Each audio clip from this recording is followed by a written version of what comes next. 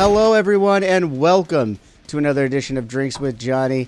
I am super excited today because I have the pleasure of having Aaron Bruno of, you guys know him best from AWOLNATION. He's been in a couple other groups before that, and now he's going to be.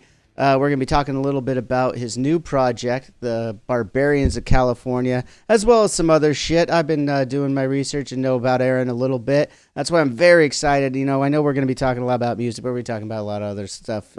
Let's start off, though, man. How the hell are you doing today? Doing pretty good. I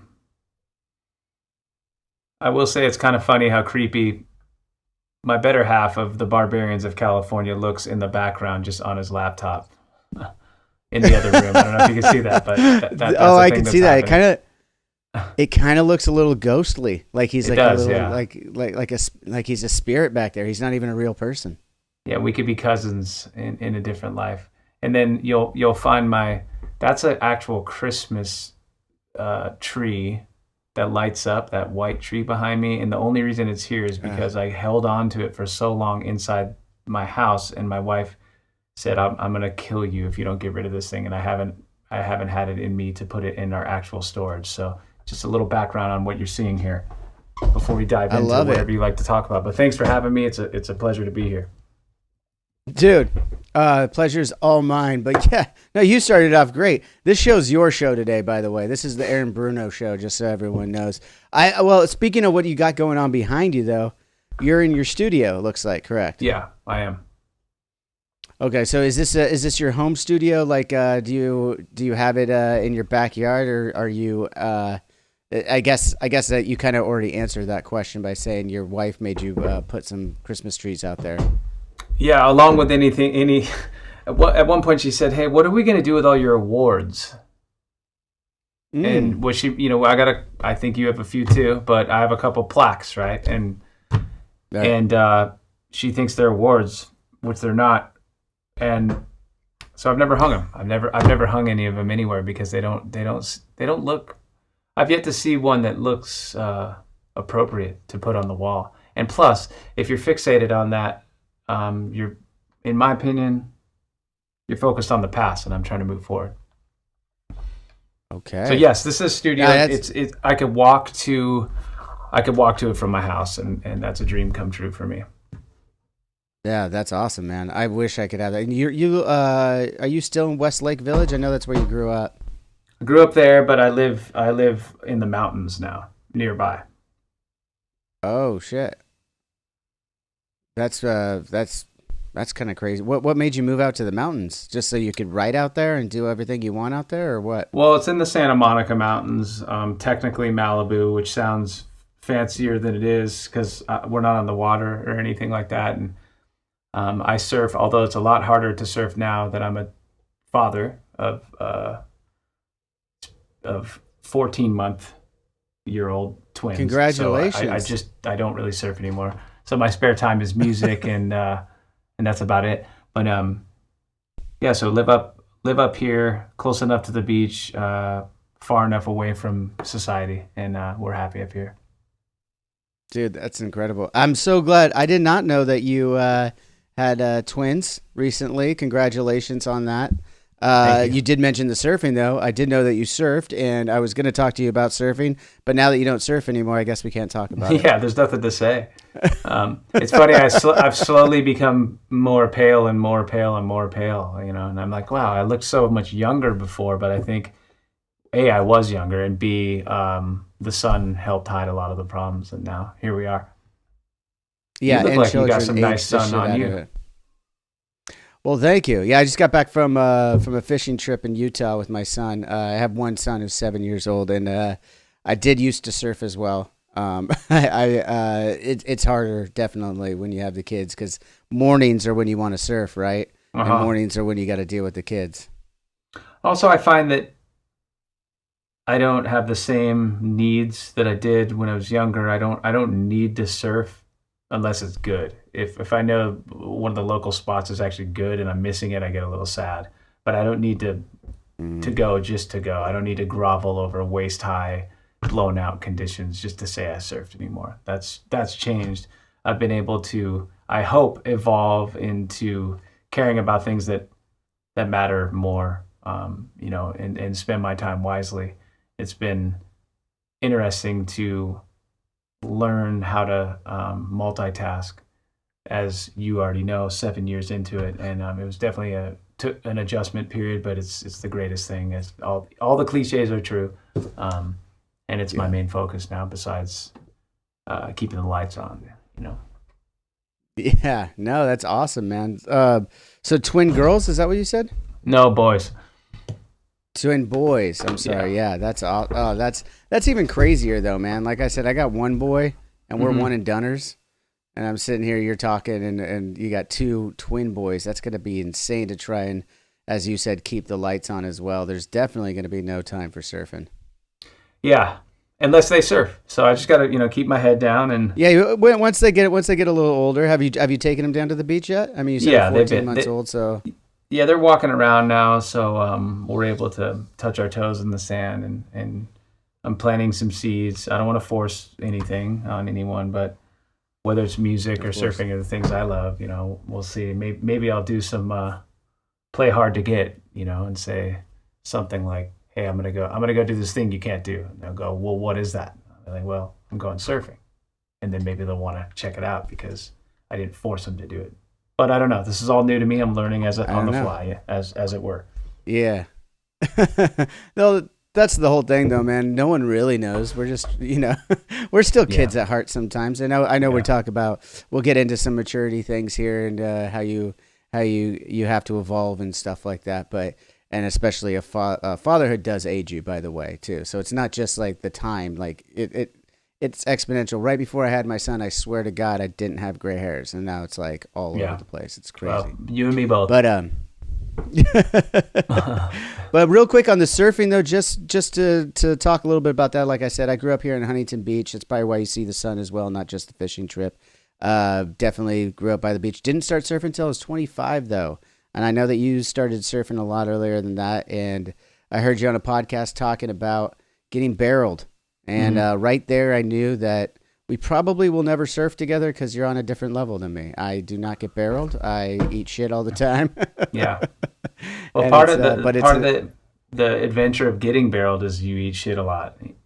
So part of the glory of it is pulling into that tube and traveling as far as you can before falling. And if you make it through and get spit out, or come out clean, it's a glorious accomplishment. But falling is also very fun as well. And just like life, you're progressing. Yeah. Absolutely. Like everyone uses the old adage, when you fall off the horse, what do you do? What about when you fall off your board? It's the same thing, right? You get back up and keep at it. It's hard though, man. Like I said, I didn't start till I was 25. I've never been in a barrel, but I got to get back out there. When you say you grew up surfing and stuff, what was the main beach you were on? By the way, the best way to get more comfortable, and I'm by no means a good surfer. I've just been doing it, since I was 12 or 13. So I have just a lot of time in the water. So I've been around good waves and better surfers who have guided me into being in the right place at the right time. But most of my buddies are better than me that I grew up with. But to your point about getting barreled at all, body surfing is a good way to learn what it feels like to travel inside a hollow wave. In most cases, you don't come out anyways, but you still get that feeling. And I found that's a really good way to get more comfortable in that scenario. But to answer your question, I grew up surfing northern LA County, like County Line, Zuma when it's good, which is very rare. Leo Carrillo was probably the spot I got the most time on an open face. It's a very soft wave, but it's pretty to look at. And I blame my bad surfing or my average surfing on the low quality wave that Leo Carrillo is, in my opinion, because you're always racing down the line on this open face and there's not much punch to it. So I'm okay at carving, but nothing else because there's no opportunities to do anything on that wave. And so yeah, Leo Carrillo, my dad took me to C Street in Ventura a lot growing up. Okay. And then all the beach breaks in between are really the only spots I'd go now because they're sort of the final um, frontier of crowdless waves that I can find today. So there's a bunch of little nooks and crannies around here if you have the time to look, besides the main spots. Kind of like with music, you could listen to the Beatles, Metallica, all the main bands, or you could look a little deeper and find some punk rock as well. Yeah, dude, for sure. Sounds like you're really passionate about some surfing, or at least the I'll call it the ritual of surfing at the very least, right? Because and I share that too. I do love. That's the reason why I try to get out. It's just a great exercise. You're out in the water, everything. I do know about getting barreled on body surfing, just not on surfing. Right. Grew up here in Huntington, as I said, doing junior lifeguards, all that stuff. So I swam, was in the water all the time, but didn't pick up surfing for whatever reason until later. Have you spent any time down in Orange County surfing? Not a bunch. There was one day. I want to say in I've surfed Oceanside a bunch. Was I had a buddy who lived down there, but not necessarily where you're at. Although there was one glorious day at Huntington, south of the pier, when there were a lot of fires going on. I forgot what fires they were, what those fires were called, but I want to say that was something like 2007 or 8. Like the world was burning down, but it was offshore, and Huntington looked incredible, and we drove down there. And the tide started to get a little too high just as we parked and paddled out. But I got to see like it as good as it could ever be for a brief moment in time. So that's my experience down there. Dude, you got to come back down when it is offshore again, because it happens happens usually in about the fall time, like October, November. We start to get a lot of those offshore Santa Ana winds that come in that create that offshore. And that's when it is, yes, that is when it is the best in Huntington. You get it, because you always have a swell in Huntington. There's always some sort of swell, whether it's smaller or bigger. There's, it's like the most consistent waves. But for shape, they're not the greatest all the time, except when you get that offshore wind. Then you're getting like some sick shape for sure. Yeah, and then in the fall, you're heading into the end of the summer swell, south swell season, and then you're starting to get some northwest wind swell or ground swell, and that's a fun time. It's dangerous when you live, especially where I live, because the fires are so radical, especially now. But the waves are good, so there's this fear. It's just funny, thing that I go through each year where I'm like, oh my gosh. Are we going to have a Woolsey fire part 2? But there are barrels down the road. I don't know what to do. So that's a big part of it. Sorry, excuse me. Well, you moved into some of the fiery areas, though, right? I mean, I did. Yeah, you're up in the mountains of Malibu. Mm-hmm. Yeah, we went to the Woolsey fire, and we were in the middle of that. My studio burned down in that, but we got to rebuild it, so the one I'm sitting in now is 2.0, and it's probably better than the first one we had. So, and I didn't lose my main house, so I really can't complain because so many people around lost their main home, and heavy stuff. It's fire. You know what I mean? It's not like it burns you. It's a horrifying thing. Yeah, no, fuck that. That's when I hear that. Like, there's a couple reasons why I wouldn't live in the mountains. One of them is that. One of them is the heights. I'm terrified of heights, which probably doesn't help me. Sometimes when you're it's so funny because a wave you hear that's like 2 to 3 feet, or maybe even 4 to 5 feet, and you're thinking that's not very high. But when you're laying down on the top of the wave about to drop in, it feels a little bit higher. And I have a fear of heights. So definitely, and then you get the real courageous type that call what I would believe to be a 4-foot wave. They'll say that's 1 foot, right? Or because they're Well, we're talking about the face. Yeah, I'm talking about the face because I'm scared too. I'm not a big wave hellman, and that charges. When it gets around double overhead, I get a little squeamish. Yeah. Overhead, if I've been consistent, I'll go out and overhead. double overhead for sure. That's a hard pass. But I also have to be consistent because if I try and just go out there right now, especially in Huntington, I don't know how it is where you're surfing, but it's like it's pretty difficult to get out sometimes because you do have that consistent wave after wave after wave down here. Yeah, that's experience and gear. You may be riding the wrong board.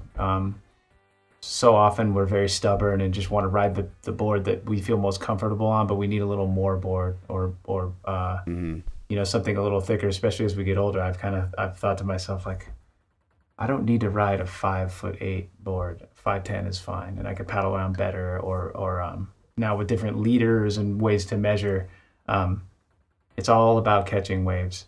So if your board's a little bigger, it doesn't look quite as cool to your buddies or whatever, but you're catching waves, you're winning. Well, I'm never worried about looking cool with my buddies when I'm out there surfing. I'll put it that way. But are you still rocking the epoxy, or have you switched over to the Firewire at all? I was riding an epoxy board. I was riding epoxy boards a lot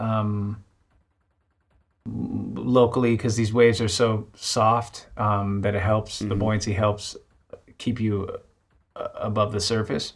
But as time has gone on and I've explored better waves, more waves that break properly, like off a reef, like a Hawaiian wave, I'll ride a poly board because I like how it cuts through the water, and I also like how it rides in the barrel. And I've been lucky enough to be around some waves that I can't really even talk about that do that, actually, and it's hard to find around here. So when I do find them and the stars align, I'd rather be on a poly board because the waves are easier to catch, so I don't need as much buoyancy, and they seem to ride good waves better to me. Gotcha. Yeah, I've used both, but again, it's a poor craftsman who blames his tools, so I just try and grab whatever board is going to work for me. So of course, I like to blame my board sometimes, but I know it's not the board. Anyways, let's get it back to the music a little bit and back to your studio here.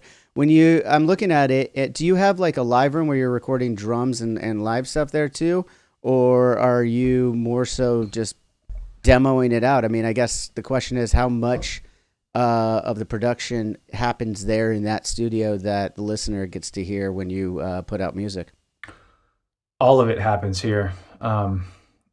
And yeah, there's two different rooms. There's a room where you have all the band gear and instruments. And then the control room that I'm talking to you from right now. I spend most of my time in here. If I want to lay down a beat for an idea, I'll go in the other room and do that. And I try to build out the song as best as I can.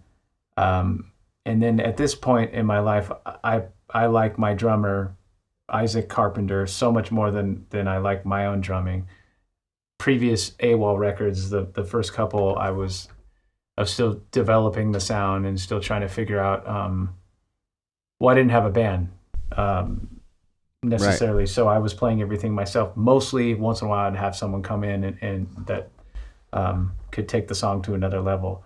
I could play most of the instruments on my records, but only to a certain extent. So I'll record what I can when I'm comfortable recording and then bring in the real pros. And that would be my drummer, Isaac, or my guitar player, Zach Irons, who's incredible. And we'll usually play guitar in here together, but drums are always done in that room. And then when we're rehearsing for tour, we'll just record ourselves and play in that room. I'll usually stay in here instead of being too stubborn and wanting to stand with the band and have it sound like complete shit anyways. Bleeding through the mic and the cymbals, and he hits hard, So try to isolate that, and then we'll listen back and see how good or bad it is. And we're very honest. And growing up in different punk bands and hardcore bands and everything in between, when you're younger and you're in a band, there's a lot more. There are a lot more emotions involved, and you can't be harsh with each other. Now we can be brutal and just looking and go, wait, who's doing what? What is this? And kind of keep it lighthearted and try to not take ourselves too seriously while we're rehearsing. And it's actually fun if one of these guys, mess up at all because they're so good. So we could tease them. And myself, I don't know. That is great, Dude, I love that. I love that you do that too. Because absolutely. And you nailed it. Like when you're kids, you didn't do that. Oh, you sugarcoat everything with your buddies. Because also when you're kids, you're just playing it's not putting the lights on, as you said earlier. And you're still learning your craft. Now you guys are masters of your crafts, so you can call each other out and kind of poke fun at it, right? Of course, and my situation is unique. Because I write the songs and so I'm still getting used to that setup, but always being in bands before, I still carry that desire for camaraderie with me even in this project. So we have a pretty solid foundation now. There was a lot of different lineup changes and it's been mostly the same group of guys for some time. So there's a certain kind of trust factor as well, just like any relationship.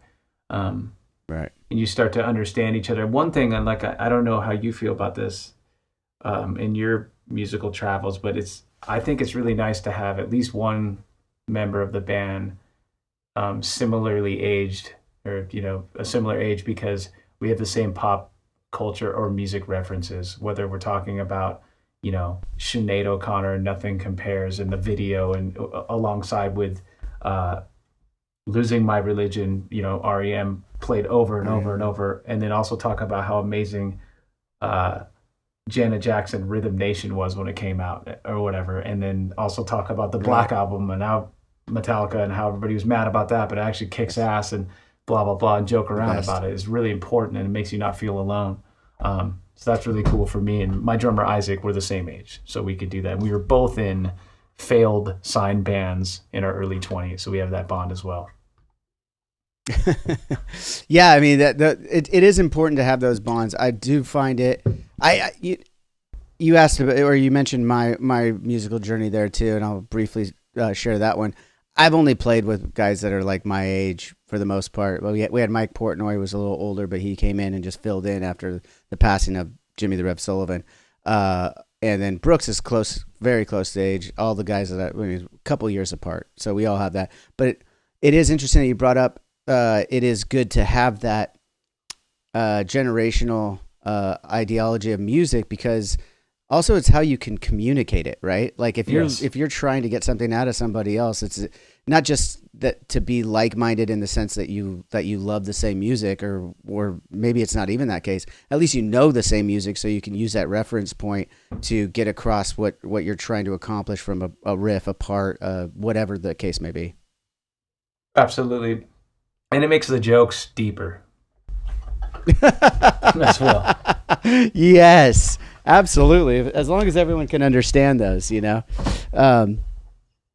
it's the worst when you're trying to cut one of your friends down and they don't get the reference. Like that's worse than like having to explain your own joke as a comedian, right? Well, the joke's on you if they don't get it at all, right? And also, no kidding, I don't know how much you guys clown around, but it's really nice to not take yourself too seriously, because there's so much pressure if you're doing any of these events. Or it's one thing to do your show with your audience, and you know what that is. You have a relationship that's built over time. There's loyalty and all that, versus doing one of the more high pressure, whether it's events like something filmed or like a late night kind of show or something, and everybody's tense, and especially as a singer, the vocals are going to be under high scrutiny, and they're always louder than you want them to be in the mix for whatever reason. And then, the other guys joke around and keep it light. And I remember, I've told the story before, but my drummer, I was really stressed out. It was one of those shows, and I was scared or whatever and nervous. And Isaac's like, dude, you're not that important. Relax. And that was very, very good. And I'm like, oh yeah, let's just go do this. Who cares? Move on. And you know what? On to the next too. If you have a bad show, just move on and have a better show. Right. If you don't like the song, you don't like the reaction to the record, write a better one. Keep going. Dude, I agree, and we are very much like that. I mean, that I had a very similar conversation with Brian Sinister Gates about this very podcast. I was starting it out and doing some stuff, and I was taking it pretty seriously. And he said a similar thing to me. He just said, he's all, dude, it's not big enough to worry about it that much. And I was like, yeah, it's a fair point.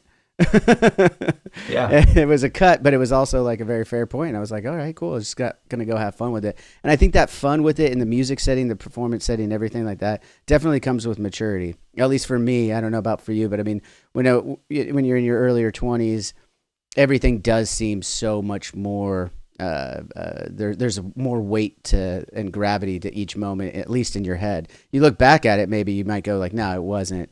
And I wish I would have taken myself a little less seriously even then. How was it for you? I mean, you mentioned a couple of times you were in a few acts before, a couple of punk bands, and then there was a couple other bands that were a little like, what was it, Hometown Hero, and I wrote it down here. Under the Influence of Giants, which was definitely more like pop. So you've been through a bunch of different genres and stuff, and you mentioned doing all of this in your early 20s. Did you take it seriously then, and now you've learned, as I was just explaining for myself, that you can't take yourself so seriously? You got to be able to, kind of, as Ted Lasso says, be the goldfish and forget about those bad moments and move on to the next day, right? All of the above, but I probably took it too seriously when I was younger. And as you were talking there, it occurred to me that I think when I was younger, I didn't realize that I would have a second chance. So whether it was my first, real professional band, Hometown Hero, that signed with Guy Osiri at Maverick Warner Brothers, that felt like it. Here's your moment, and I think I was just raised to think that this all happens in your 20s, right? And for my personal experience, my journey or career was that I didn't really have actual success. There's a certain degree of success to have a major label signed band. That was the dream for me, growing up in the 90s, and then it happened.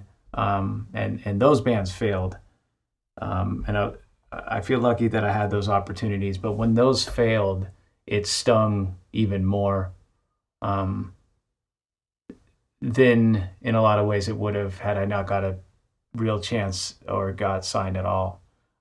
So it wasn't until I started AWOLNATION when I was about to turn 30 that I kind of let go of any expectations whatsoever. And I thought, and I was considered damaged goods in the industry. I had too much baggage because I had been in previous bands that hadn't worked out. And so who's going to give this guy a chance that's failed twice before with the full radio campaign, the full deal and all that. So once I just let go, it all worked out for me. And I'm not saying that that's why it did, but it just so happened to be that way in my timeline. And if I could tell my younger self anything, it would be along the lines of what you just said, and which is that basically there's not a rush to get there, but I think that when we were growing up, we thought that there was, and it doesn't matter as long as you're making music that you believe in. And we've all made weird sacrifices or compromises along the way, whether it was with a band member or listen to the manager, listen to the label person or whatever. But if you could figure out one day how to make music eventually that is sincere and genuine and you didn't cut any corners, then that's a certain form of success within your heart and soul. And that's how it happened for me, at least. And then only then did it actually take off for me. That was kind of a weird roundabout way to answer that question. I apologize, but do not apologize. That's the first thing I will say. Don't apologize. Right. I love hearing.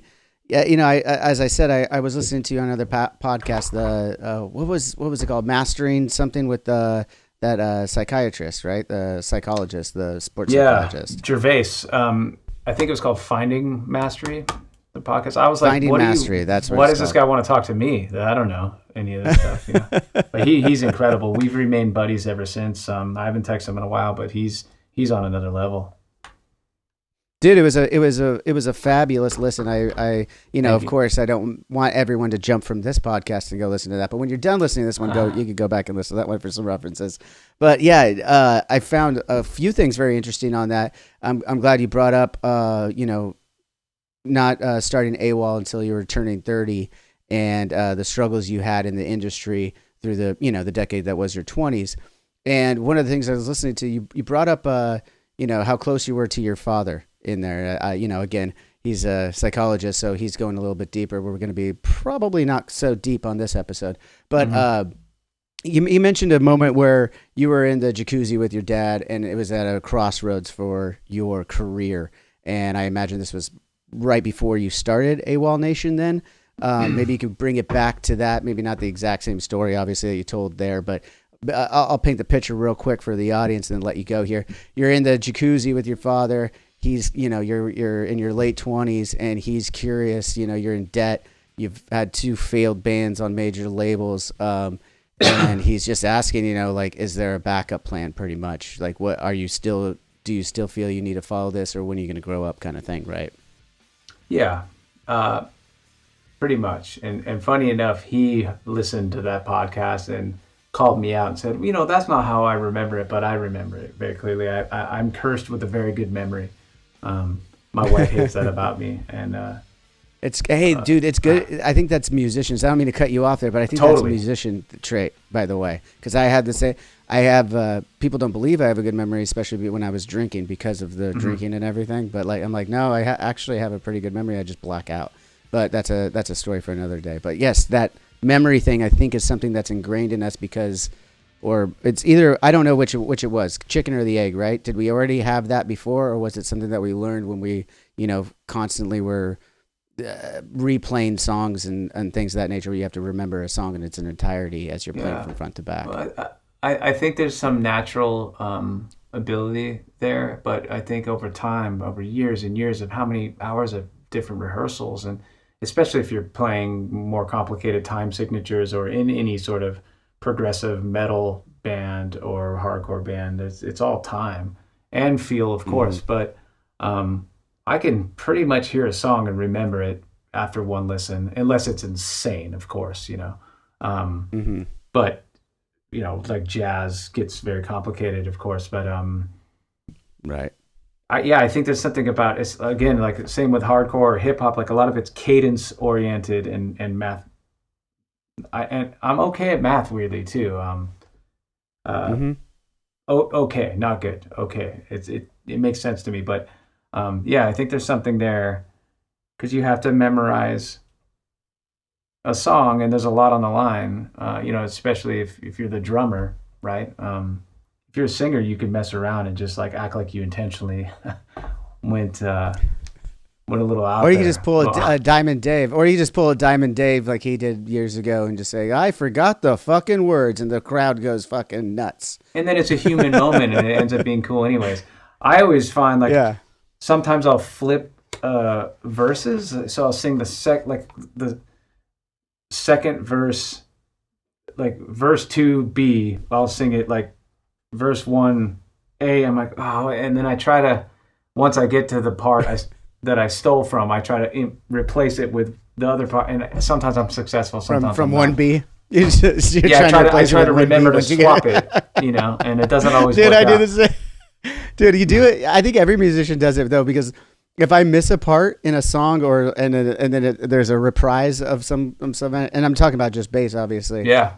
Especially when I was younger, like before, when you're like, the whole point was, I don't know if it really was, but and I don't know if it was for you, but for me, it was like, I got to show that I could play these parts. You know what I mean? Like when you're playing them live.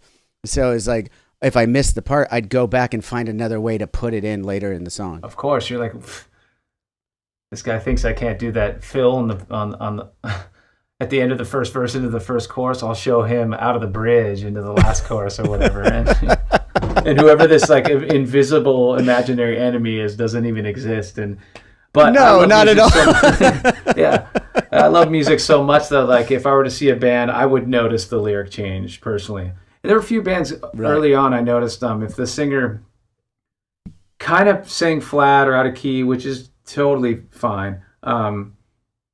the singers I liked a lot would try to make up for that bad note or that sort of, mess up with something glorious later on. So you could do that too. So if you Yes. miss the fill, you're like, okay, I'm gonna go 3 times harder when I have the opportunity or whatever, and that happens Yep. as well. Um, you asked about my dad. So Yeah, but yes, I was going to say, go back to, we went off on a tangent of memories. Yeah, and we still yeah. have good enough memories to come back to that one as your father Which proves we remembered have it good differently, memories, which is, see? that's what it is. That's what it is. But Yeah, bring us so- back to that jacuzzi and how you remembered it. Or obviously your dad said he remembered it differently, but how did you remember that moment? Look, he was always very supportive. Now that I'm a father, I see things obviously completely differently, and Right. with a different kind of clarity, of course. But he never would have picked rock and roll, for a career path for me, and because as you know, there's so much darkness. There are so many twists and turns, and it's really difficult to quote make it. And what usually comes with success is a lot of heavy stuff. And so it wouldn't have been his first choice, but he recognized that it was the thing I was most passionate about and understood best, besides Raiders football, which we could get into. We're going to get there. Don't worry. We're going to Ecstatic talking about it. about this draft class. But anyways, we'll pick that up in a minute. Brock Bowers, but actually Powers Johnson, sleeper pick. But so we had this, it was just that moment.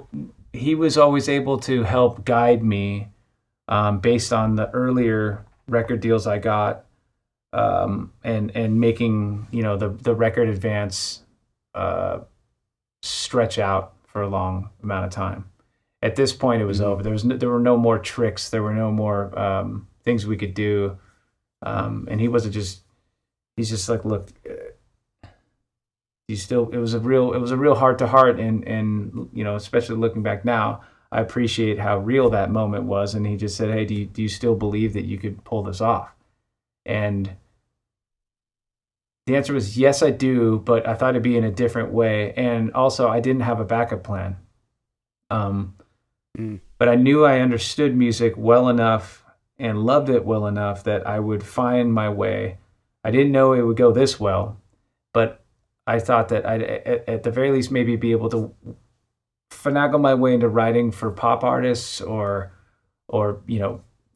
producing or just doing commercial writing for jingles, because I have no shortage of ideas. Not saying they're all good. Right. Not saying anyone would even like all my ideas or even half of them, but I never run out of ideas.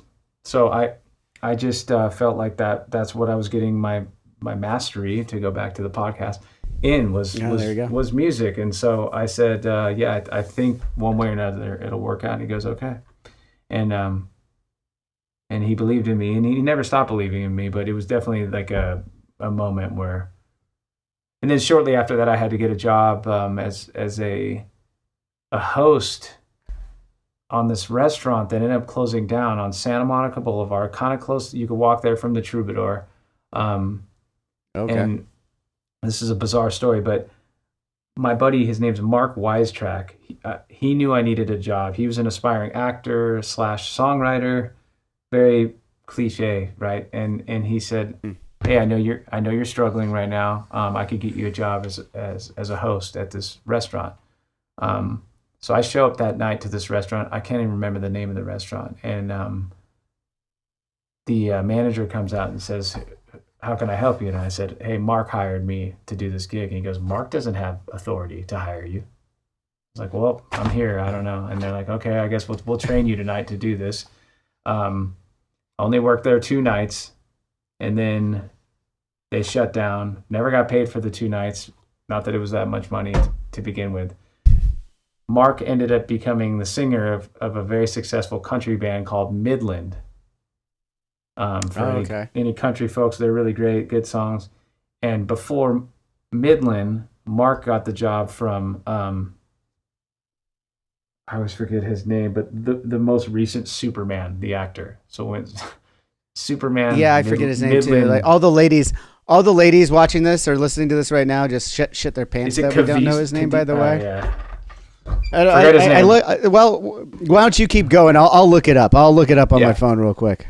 I thought he was a great Superman too. To be real, dude, looks alone. And people hate on Superman. My wife and I were just discussing this recently, and I've always been such a big fan because he could do everything. I know he has his weaknesses. Yeah, Batman's hipper, but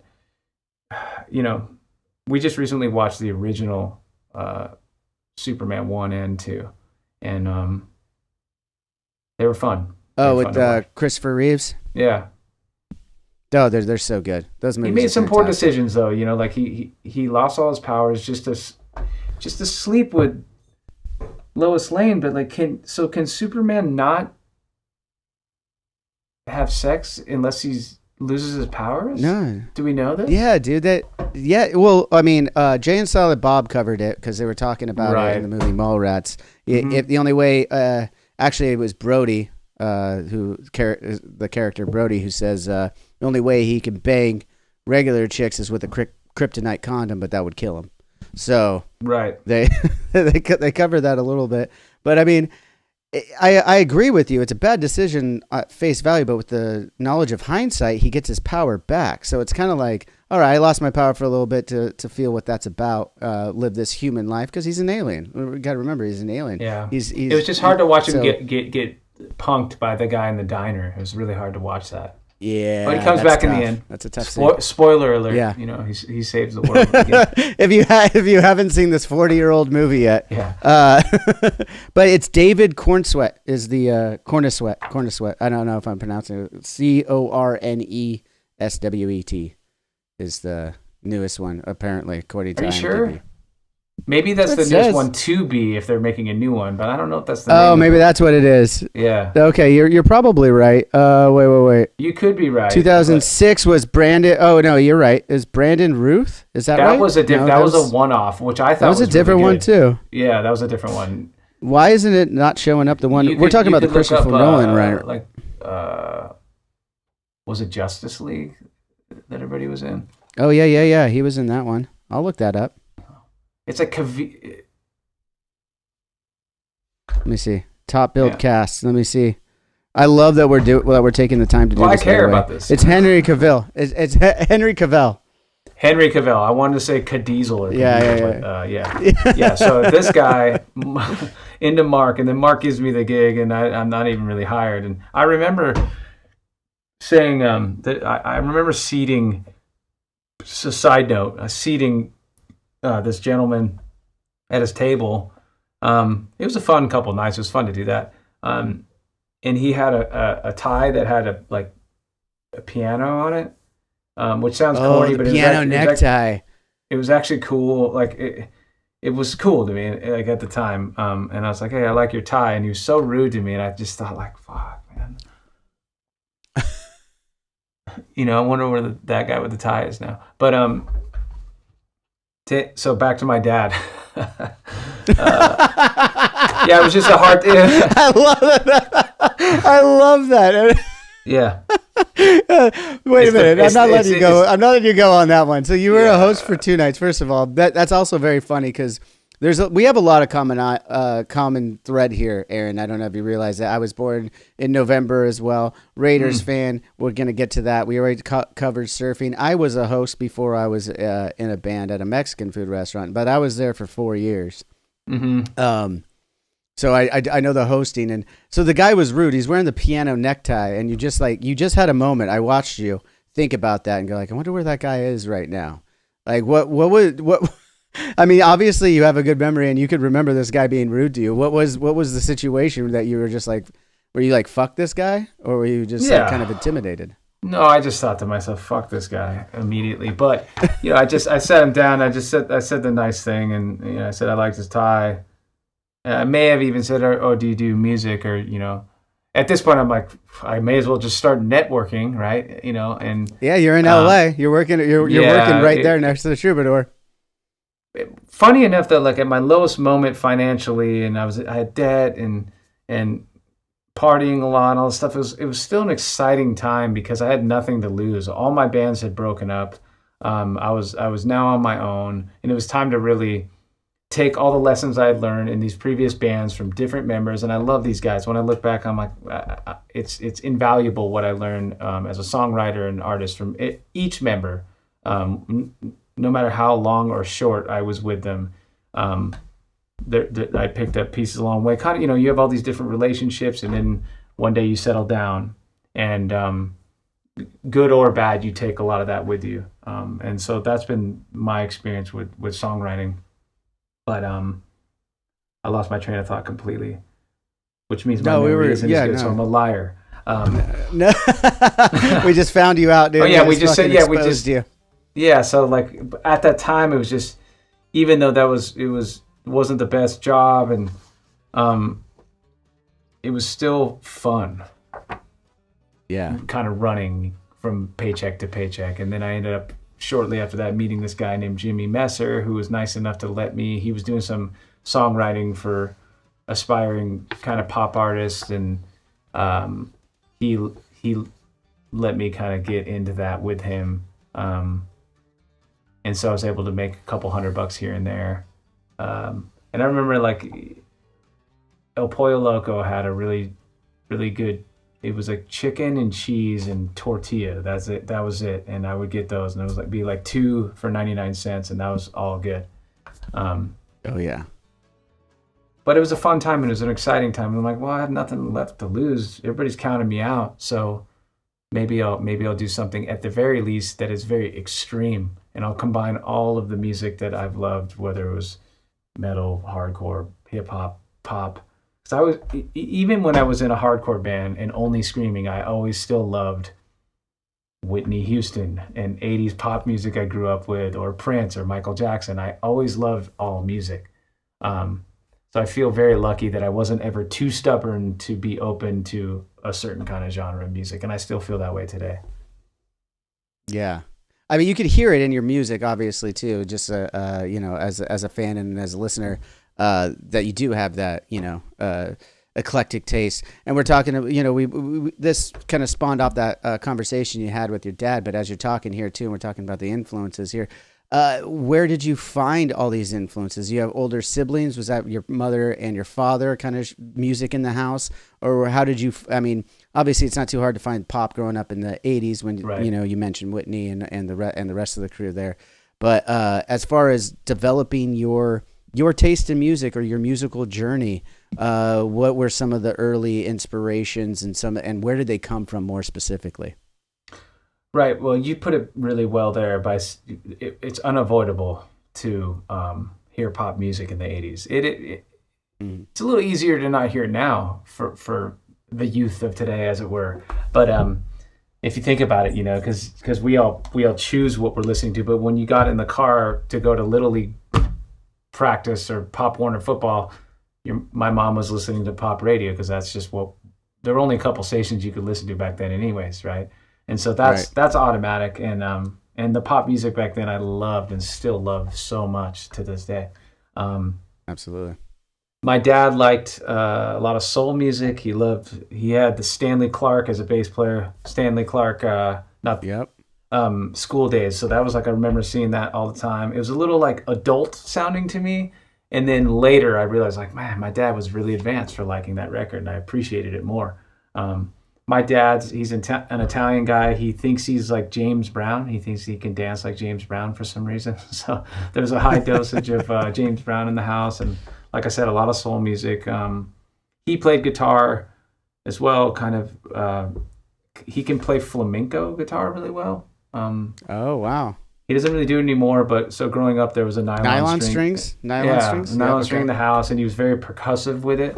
And then my mom was a school teacher, so she would play acoustic guitar, sort of the basic, nursery rhyme songs. And then this incredible thing happened. So when I'm about to go into 3rd or 4th grade,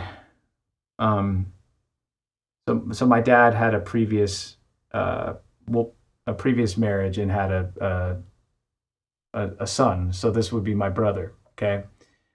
Right. His name's Vince. He is 4 years older than me, and so when he's about to be a freshman, he's 15. He lived with his mom, most of my childhood. And then he came to live with my house when he was 15 and I was, he was 14, about to be a freshman, and I was about to be, I guess, about to go into middle school, maybe fifth or sixth grade, or sixth or seventh grade, fifth grade. And so all of a sudden, I have an older brother with the influence of the music, and this is this is in the 80s, so hip hop was not pop music yet. It was not popular. It was becoming popular, but it was becoming popular through LL Cool J, I Need Love was big, the Beastie Boys, MTV. MTV Exactly. kind of made hip hop a thing in the 80s. Towards the latter part of the 80s is really when the rest But of you us couldn't find it got to anywhere. hear it for the first time. Right. Yeah, and so all of a sudden, my brother comes with all this vinyl, and I'm learning about hip hop. So he brings EPMD, Public Enemy, obviously NWA, and my head exploded. And in fact, like he had a turntable, and I tried scratching on it, and he was so bummed on me. But so he teaches me about the real underground. He teaches me about what was underground music, which was rap music at the time. And so that was huge. That's why I'm a Raiders fan. That's why I'm a Raiders fan with the actual right font hat. Baby. Because that was the LA Raiders too, and I was a Bears fan, weirdly. I just liked Walter Payton in the fridge, and then he's like, no. We're not doing that. We're Raiders fans. I'm like, okay. So we go to the Coliseum, and I'm like, these guys, everybody looks cool here. All the hip hop, even Chuck D at the time, although he wasn't from LA, was wearing a Raiders hat on the cover of, I think It Takes a Nation of Millions to Hold Us Back. So I'm like, well, I'm a Raiders fan then, obviously, because the music I like, they all dress with this gear. So I have to, NWA changed my life, Eazy-E. And so, also, I remember him bringing home a Pantera vulgar display of power with a guy getting punched, and I thought, well, that's fucking scary. That's horrifying. What's this? And he put it on. I'm like, what? What is this? And I had heard Metallica before and Iron Maiden, but I hadn't gotten into that much brutality yet. And so that was a huge, huge eye-opening experience for me. And he, of course, he loved Rush as well, and Jane's Addiction became a big deal once he got into high school and started partying more and whatnot. So those are kind of my big musical events. My mom and dad, and then my brother coming to live with me just changed everything. Yeah. It's interesting when I hear you talk about it, because a lot of similarities. Again, I had two older brothers, and I learned a lot from them. But then again, my mother was pop music. She was an aerobics teacher, and sometimes I would be sick and have to sit in the corner of the room and Olivia Newton-John all day. All of it, man. You name it. This is before they still had remixes back in the 80s. Whether these kids today believe it or not, they were kind of the beginning of the remixes, and they were for aerobics. So you'd have whatever pop song, and then they'd put the fucking more upbeat thing behind it to give you a remix. So I heard all the stuff there. My father was more into rock. I had that, and then my brothers introduced me to more metal, more punk rock, things of this nature. Not so much hip hop in my house. I found that on MTV, but I am glad that you brought Raiders in from the music side, because you get that question as a Raiders fan, especially in Southern California. Once again, people forget that for whatever reason that they were the LA Raiders. And secondly, they were so closely tied to music. I mean, you mentioned the hip hop ones, but Metallica was also known to be Raiders fans coming from the Bay Area when they were Oakland Raiders. And then they went back, obviously. So I always find it easily to say, especially with another musician like you, that the Raiders have the coolest fucking logo. Everything about it was just a cool factor that, like you pointed out, that closely tied to our other passion in music, right?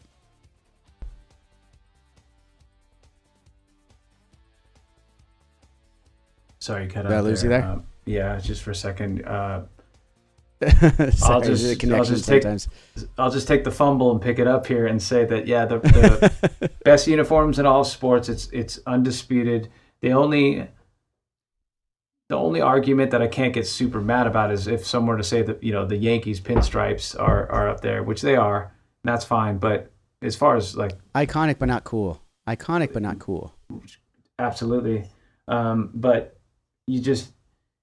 there's a reason we don't have a color rush. I know we wear the silver numbers and the helmet's slightly different on the color rush. And of course, I fantasize about all black, like a blackout uniform, where maybe you would only have and we've all like Googled to see what that would look like, and a black helmet would be incredible, but you just don't mess with it. It's just perfect. And even though Al Davis, as he started to fall apart, towards the end, set us back with Darius Hayward-Bay picks and like Jamarcus Russell. Like I only think of him in a positive I knew light. you were going to say his name. I knew you were going to say his name immediately, Jamarcus Russell. I love that pick too. I'm thinking like this guy could throw 80 yards from his knees and all this stuff. The number 2 was cool. It looks like, so promising. Great. Yeah, but LSU quarterback, right? Yeah, he went to LSU, I think.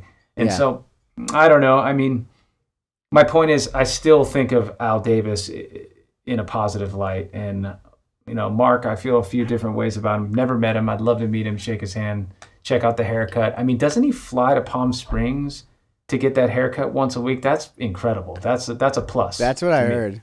Yeah, I mean, that's just amazing. But again, you got to.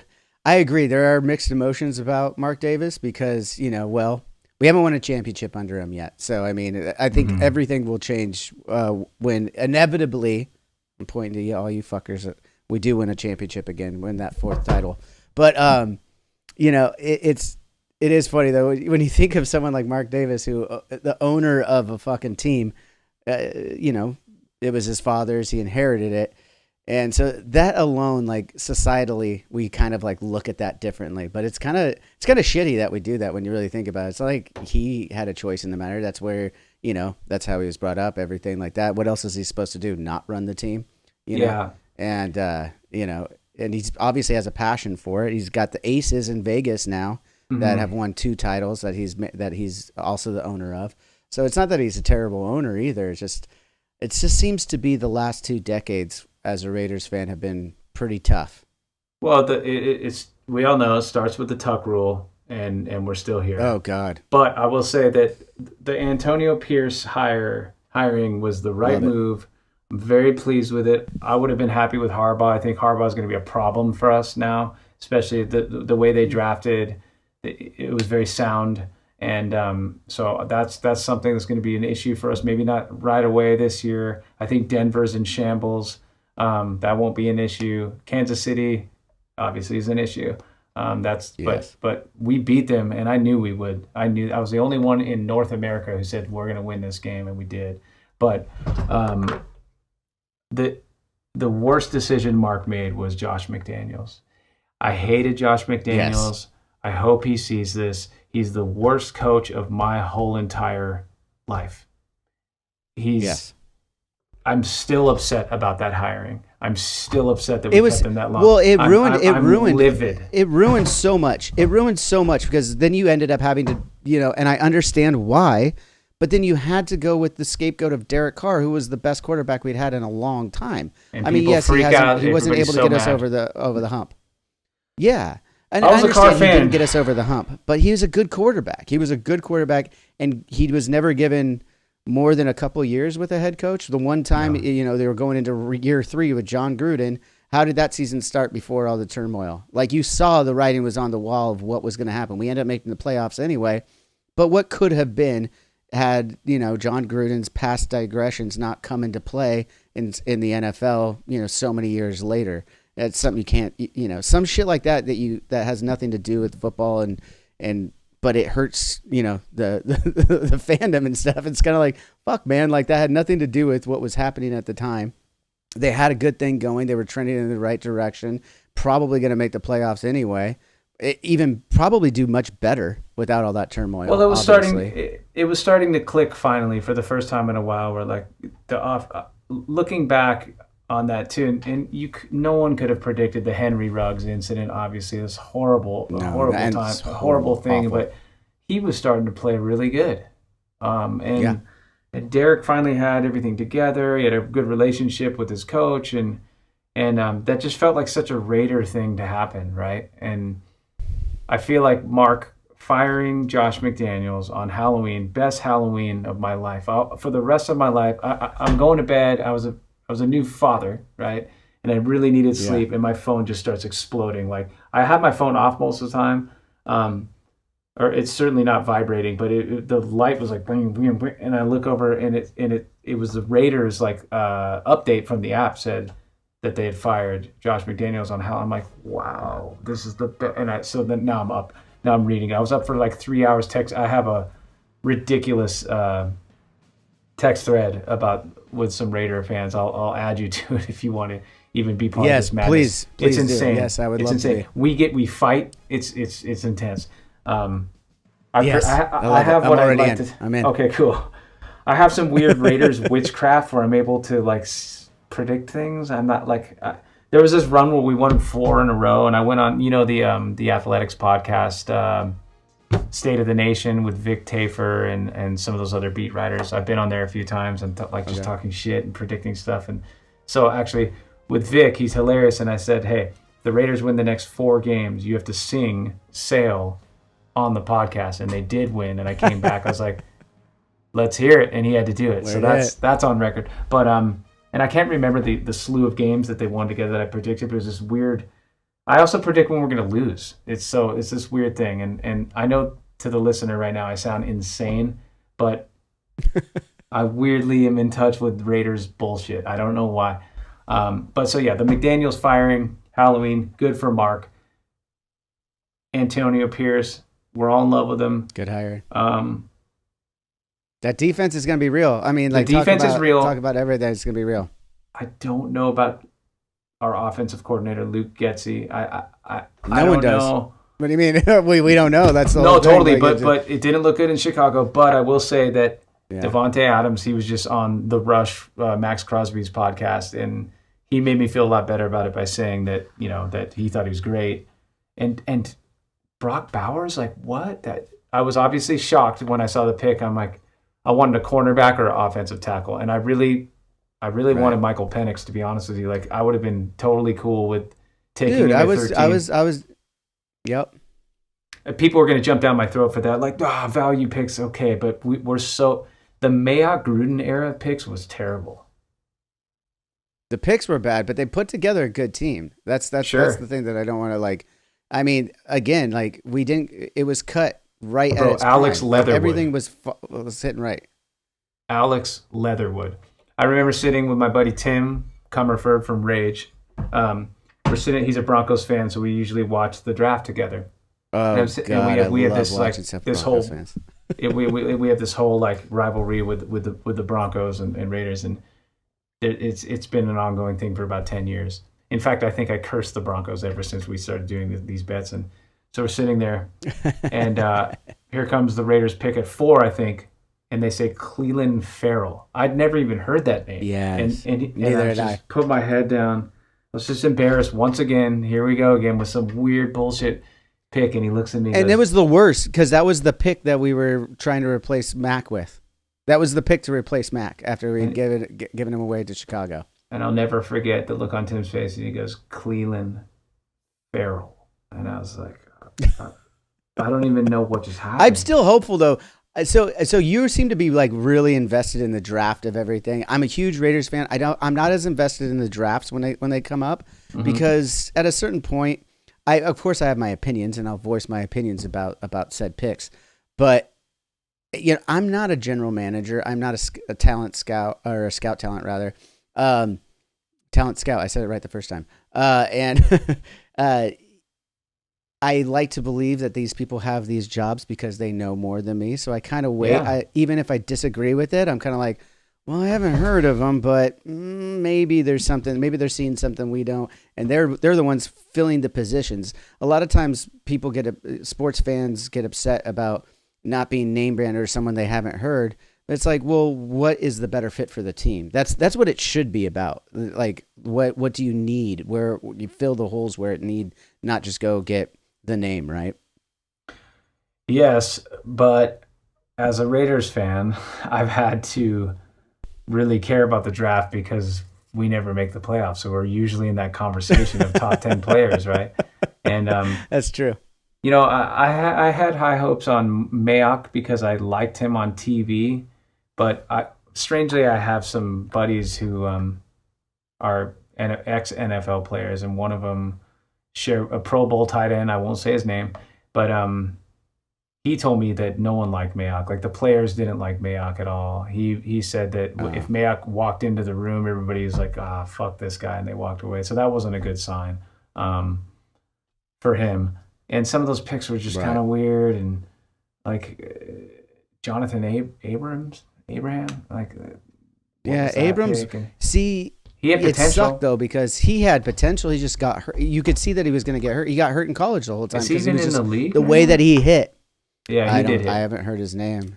He hit hard, and that was one thing where I was like, when I saw his highlight reels, I didn't know much about him, but I saw his highlight reel on that draft, and I was like, well, at least they're bringing back like the heavy hitting defense idea for the Raiders. Sure. As a Raiders fan, for a while up until Antonio Pierce, we had one of the worst fucking defenses. And that's not the way the Raiders have been built. We usually have a great defense, or at least a dirty defense, Yeah. And just that edge wasn't there for at least 15 years. So I was hopeful that Abrams was going to bring that edge a little bit, but he couldn't stay healthy. Yeah, and he was just not very thoughtful with the way he would hit people for his own body, right. So it would be a big bang play, but and then he'd be injured. But I love this defense right now. Max Crosby, what an all-time Raider. That was a good pick. Yes. Give credit where credit's due. That was a great pick later in the draft. But man, I mean, Robert Spillane blows my mind. We call in our text thread, we call him Neck because he's got such a big neck.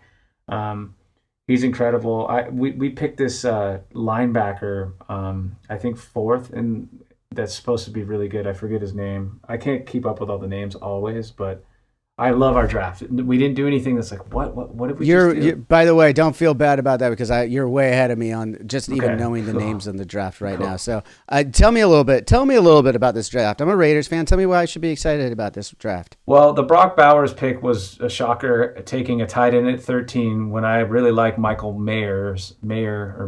I don't know if there's an S. Maybe there's not. Anyhow, I like him as a tight end. I think he's going to be great. But Brock Bowers,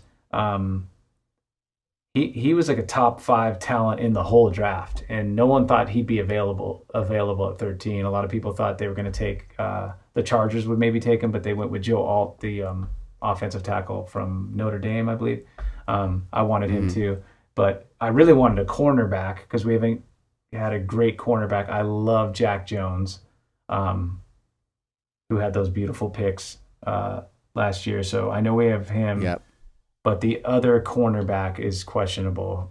I know Jacorian Bennett, the coaches are high on. But anyways, back to the draft. Brock Bowers was a shocker. It felt like a dumbass Raiders pick for a split second, and then I got my senses together. I let the emotions go, and I did research. I'm like, oh, yeah, that guy? And I don't watch a lot of college football. In fact, I watch none of it. So I just check out the highlights after. I don't have time to watch it. It's like the Raiders are the only mindless thing I do that I'm allowed to do with my whole setup, with my work and family. And so anyways, that's a huge pick. He could be a 10-year top 10 offensive weapon in the whole NFL. That's what guys are saying. I don't know. We'll see. The highlights are unbelievable. Well, no one. I mean, they always say, yeah, I got to check out the highlights because I'm not familiar, like you just said. I'm not a college. I don't follow college ball. A little bit of highlights. I understand, that we could go off on tangents on that, but I am excited about that. To your point, though, after thinking about it, because again, we don't know what we have at the quarterback position either, which is obviously the biggest thing in the NFL. And O'Connell showed some promises last year. We got Minshew, who we've seen in the league for a while now. You kind of know what he is. So there's not like, you might need a weapon, a blanket like that to be able to dip and dunk and get the tight end going, and I think that's, it's proven sometimes to help develop a quarterback to have that tight end, right? Well, I'll try to speak to any fellow Raiders miserable fans like us out there who check this out on the quarterback situation. One, our offensive line is slowly getting better. And with our second pick, we picked this kid's name is Powers Johnson. I think he's an Oregon Duck. He played center, but he's going to move over to right guard because we already have a center and a left guard. Parham plays left guard. He looks incredible. He was another one of those picks that I didn't see. I'm like, we got a center. What? But then I realized, he's going to play right guard, and he's like a monster. He's supposed to be incredible. I think that Aiden O'Connell has elite accuracy. He's very immobile. They call him a tree for a reason. But I think with all these offensive weapons we now have, from Devontae to now Brock Bowers, I think that, and if the O-line holds up, I think the offense is going to go off. I really do. And with the defense, I mean, remember how good we looked the second half once Antonio took over? Oh, yeah. Best defense in the league after he did that. Exactly. And it's the same talent. It's the same talent. Back to how terrible Josh McDaniels was. The same team went on a winning streak and made the. And by the way, just to correct myself, I can't believe I'm doing this, but I don't hate anyone, so I didn't mean to say I hate Josh McDaniels, but I was like really upset. No, about it's this fair. guy. It's fair. He just seemed like such a jerk. Yes, that's fair. And he gave Aiden O'Connell number 4, as the story goes. Like, let the kid pick his own number. This is ridiculous. He changed his number to 12, which is nice, Rich Gannon. But I think Aiden O'Connell's really special. I know we're paying Minshew kind of gap money, so a lot of people think he's going to start, and he may. But I think we're walking into a really good situation. The culture is there. They keep talking about ill will or ill intent and violence, which is those are the Raiders we grew up with. Howie Long. I want it. Yes, that's Matt what Dillon, I want. That's what I want to hear. I want to dominate physically. That's what I want most. And I think that Aiden O'Connell could be great. I think he could be great. He could be like a Kirk Cousins kind of quarterback if they give him time. Remember, he came in after learning from Josh McDaniels, cold, off the bench. And they had, remember when they started Hoyer against the Bears, and then we lost to the Bears? That was a low moment for me, where I wanted to write a letter to Mark Davis or something, you know. I could not believe that. And then Pierce comes in. I couldn't even believe lose the Bears at all, but yeah. I know. And now we have that offensive coordinator, so we'll see. I mean, a lot of the experts out there don't think that our O coordinator is a great hire. I'm going to go with Devontae on that one and try to get excited. But I know we're going to run with 2 tight ends. And I think Zeus looks really good. Zamir White looked good second half of the year. And we'll see. I mean, I'll predict right now. I'm telling you, I truly think, and I haven't said this a long time, I think that we're going to be in the playoffs for the next 3 to 4 years. I do. And it doesn't matter who the quarterback is. This team, this culture, the defense, the O-line, all the weapons, whether it's Aiden or Minshew, or we get someone in free agency next year, I think we're going to be a team that people are going to have to deal with, like the Ravens always are, or the Patriots always were. I know they had Tom Brady, but I'm just saying, even when Tom Brady wasn't the quarterback, they would find ways to win. And I think that's who we're about to become. And if I'm wrong, then we'll just be miserable again. So you got to look at it. Then we're back where we started from. But no, that's fair. And I do agree with you. It might not matter as much on the offensive line too, if you or not just the line, sorry, on the offensive side of the ball, because they're going to get, hopefully, we saw a little inklings of it last season, but at the end of last season, rather, you're going to get good field position probably.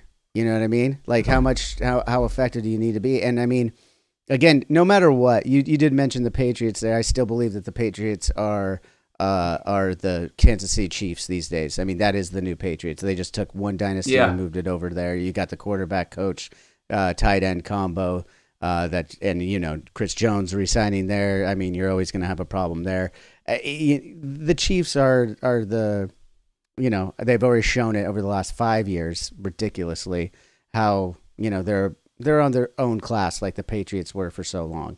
And you kind of see that now. But I mean, with our defense being able to finally, I don't know, give them a little bit of problems, we could actually make some damage in our own division, first of all, which would be nice to see. We're going to be a dangerous team. And all I want, I guess my prediction, and I'm going to get roasted for that prediction, but I think that we can, with Antonio Pierce, if all goes well, and as it should, I think we could be one of those franchises, again, that's solid. Like Pittsburgh Steelers always win. The Baltimore Ravens always win. Yeah, they have an incredible once-in-a-lifetime quarterback, but I'm just saying, like, solid defense, good offensive line play, and a couple weapons, and we'll be okay. We'll be right around 500 or above, sneak into a wild card or better. And I think we're gonna be on a long run because we have such good young talent that I'm really excited about. I'm excited about it too, man. You just got me even more excited. I know we got a few months now this draft is looking but nice. I'm getting really excited. Like, I don't remember the last time where the Raiders draft grade wasn't an F. You know, and like, so everybody. Thank goodness for that. Yeah, man. Bringing it back to music from the sports, though, I did hear on that podcast that, you know, the Gervais is a sports psychologist and so he was asking some questions that I found very interesting because we are talking about similarities in music and sports, and one of them was along the lines you had brought up that before you went on stage. This goes back to a little bit of the ribbing with your friends and stuff like that, or when you're in rehearsals. You guys have a little bit of a ritual where you purposely cut each other down right before you go on stage to kind of take the sincerity, not sincerity, that's the wrong word, the pressure, I guess, off of what you're about to do, like humble each other a little bit before you get out there. I found that very interesting because we don't have it as a ritual right before we go out, but definitely we're 5 best friends out on the road together, have been doing this together from the beginning of 20 plus years now, and 25 years now, shit. And, you have that camaraderie in a band of just being, after growing up together, just to be able to talk shit on each other and bring each other down, keep everybody humble so no one gets too big of a head. I did find it interesting, though, that you guys do it right before you go on stage. Is that a ritual now, or is that just something that came up in the conversation? I think I just didn't have a better answer, so I came up with that off the top of my head with my answer. But it's just, we're just clowning around, clowning each other before we play a lot of time. But I always go back to wanting to find some time alone. When you're on tour and you have your system and you're in everything's well, it's a well-oiled machine, it's easier to do that, to find some time alone or whatever you need to get done. But like, I just start walking around outside. If it's an outside show, let's say, just walking around. They go on first and then I come on. And so I try to find the last thing I want to do is talk a bunch. And that's the worst thing, as you know, about having guests in town, right? So you show up, let's say Dallas, and you got some family, friends or whatever. And how have you been? How's this and that? And you're talking. And then you're going to go really talk and use your voice and sing a bunch. And it's kind of a drag. So I just try to find some peace and quiet because I'm about to use my voice right an absurd amount. But yeah, but we just try to make each other laugh as much as we can. Yeah. It comes as you said, not take everything too seriously. At the end of the day, we're very fortunate that we get to do this thing called music for a living that we've always loved, and we worked really hard to get to these points. Not taking anything away from you or even myself in this, but it's important to recognize too how lucky you have to be still. There is, yes. They say luck is the residue of the ready. I love that line. What is it? You have all the preparation. Luck is the residue of the ready. Yes, right. Yeah, that's nice. Which I love that saying because it doesn't undercut the work that you have to put in, but you still need that amount of luck and that you get fortunate to be able to do this, to, as you said at the beginning, put the lights on and maybe and some for some of us, right? And and you still want to take that seriously and never take it for granted, while at the same time understanding that it is not all serious. You got lucky. There has to have been that stuff that you're very fortunate to be able to do this and perform in front of other people. So you do have to take care of your voice, like you were just talking about. Like, a lot of people wouldn't understand that. Like, oh, I just want to go talk to Aaron. I'm here and all these wonderful things. And you got to think about, well, I want to give you this time, but I also have to go out in front of these thousands of people and give them my time and my best as well. Yeah, and there's a bit of a weight of responsibility that comes with that. You don't want to let people down. You don't want to phone it in. And if you're doing this, and I try to do stuff different each night to at least impress my friends on stage. Some shows are so choreographed, and that's fine too. But hopefully, I do something a little out of the box or kind of wild that gets the guys pumped up, you know, and to continue to believe in me because as a front man, you have to lead the event, and you know, what if you got bad news? You're the host. It's good. It's a good thing you did those 2 nights. Yeah, right. Oh yeah, then you got to turn it on. But you know, you got to be the host of the party. I mean, that's the other thing is it's a party for everybody. It is. You know, for us, it can get a little bit formulaic, as you were saying. So it's important to mix it up each night. I do agree. I think that's super important. Have fun with it. Mix it up. Say something stupid. Say something funny in between songs. Do whatever you got to do. Do something impressive to get the rest of your band, your boys to laugh maybe, or be like, what the fuck was that? You know, that's always a fun moment.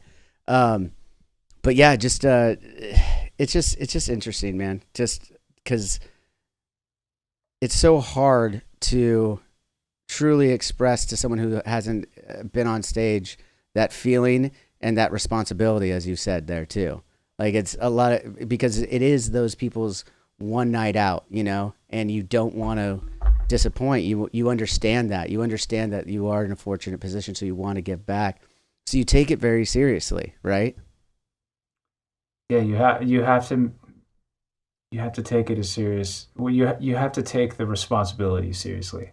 But with that responsibility, you could be lighthearted because music is playing. It's fun. It's supposed to be fun, and some people take themselves really seriously, and then if they have a bad show, they lose their mind. And you know, how many times have any member of your band messed up and no one even knew, but they were really hard on themselves, or you know, and you have to pick them up like it's fine, you know, or gear breaks. God forbid the guitar, the pickup dies, or you know, the cable doesn't work or whatever, or my mic isn't working. It's not the end of the world. You just go get another mic, or figure it out. And oftentimes if people experience a big meltdown at a show and then you make light of it, and then you have a different kind of connectivity with this unique audience and this unique night instead of being the same thing. You know, if you were to talk to a fan of, I love that, of some band, you know, and they would talk to another fan and they would experience the exact same show, as opposed to saying like, I was at the show where so-and-so tripped, fell, did a front flip, somersault into the drop, and then stood up and everybody went crazy and it was fun. Those are great moments. Not that I could do any of that. Yeah.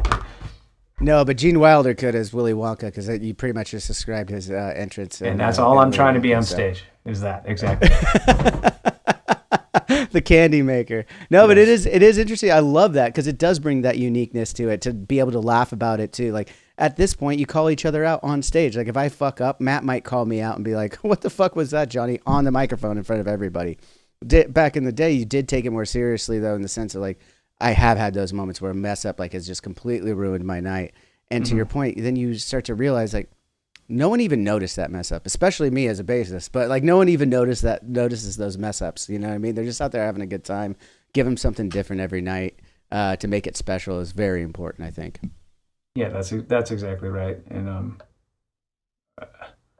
long tours get, you know, a bit monotonous and all that. But again, this may be the one night that they could get the babysitter, or this is the one show they could afford of the whole year or 2 years, and it's a heavy thing, and we're so lucky that anyone cares to check out the stuff that came from our hearts, you know.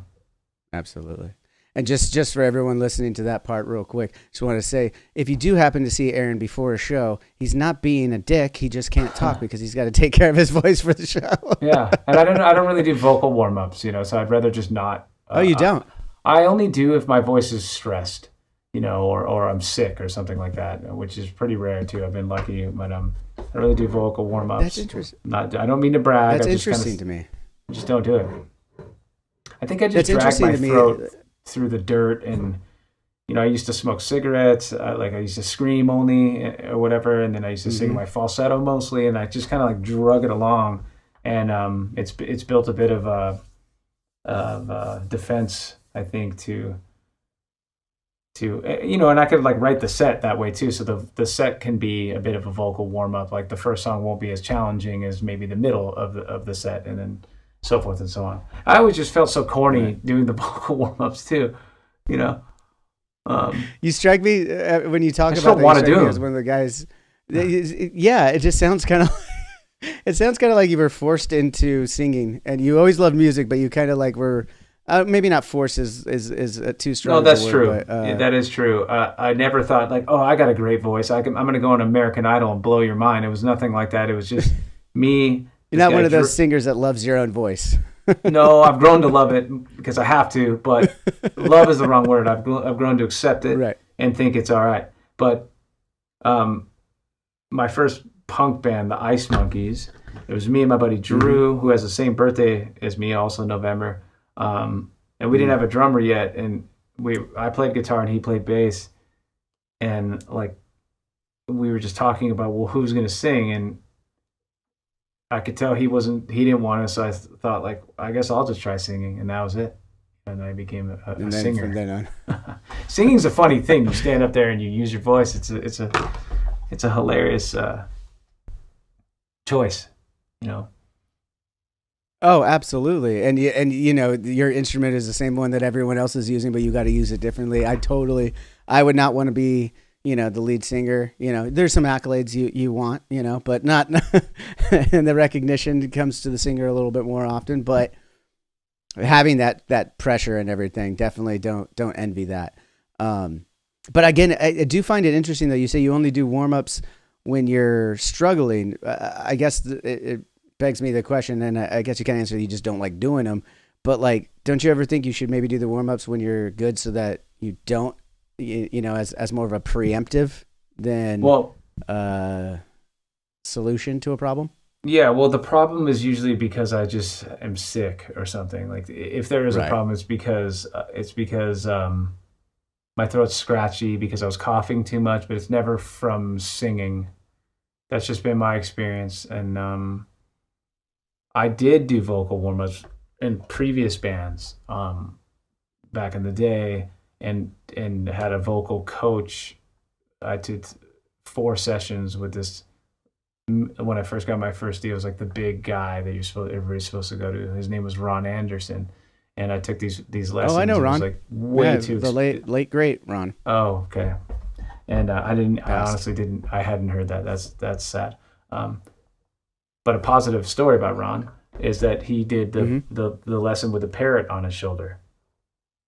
So he was teaching me how to sing with a parrot on his shoulder, and apparently he had worked with all these great guys, and so I was trying to gain as much knowledge as I could. And then, you know, I learned everything. I learned a bunch of stuff from him, and I just took that with me. So if I need to do a vocal warm-up, it's all based on what he taught me back in 2002. But back then, I think I was also singing out of my means in a lot of ways, and using my voice in a way that was, I hadn't discovered exactly what my voice was supposed to do. And that only came in AWOL Nation around 2009, 2010. So once I wrote songs more appropriate for what I'm best at doing and comfortable doing, then I didn't really need to do the warm-ups anymore. I hear what you're saying, and there's wisdom to what you're saying too, but it just hasn't worked out that way for me. Yeah, no, and I was just curious because, and you mentioned Ron Anderson there too, and the names that, you know, the big people he worked with Axl Rose, Chris Cornell, a bunch of people, you know, and he worked with M Shadows for a long time. I know those warm-ups that you're talking about. You play the tape and it's him doing the runs on the piano and everything, because I've heard those. I know them like the back of my hand at this point. Yeah, and then you're warming up. So like your audience is going to see it. They're ready to just get their faces blown off. They want to rock, and then dude is doing that. You know, like it's hilarious to be like, I'm gonna go do the serious show. They're like, this is gonna be tough. Our intro is cool and stuff. The lights are gonna go down. I'm going, and all this stuff, and it's. I'd rather. Again, this is no knock on vocal warm-ups, but I'd rather go sing a song that I love to sing or something like that, or sing along to, you know, some ballad by myself, than go through the motion of doing that. I'm not saying people shouldn't do it. I just haven't found that I've needed to do it unless I'm sick. And hey, maybe I wouldn't get as sick if I did it more often, but I also Well, I yeah, I forget. don't know. That's that. You forget what? I've often just forgot. Like, at a certain point, I forgot to do it, and then Oh, I just to warm up. Oh, yeah, and gotcha. then I just stopped doing it.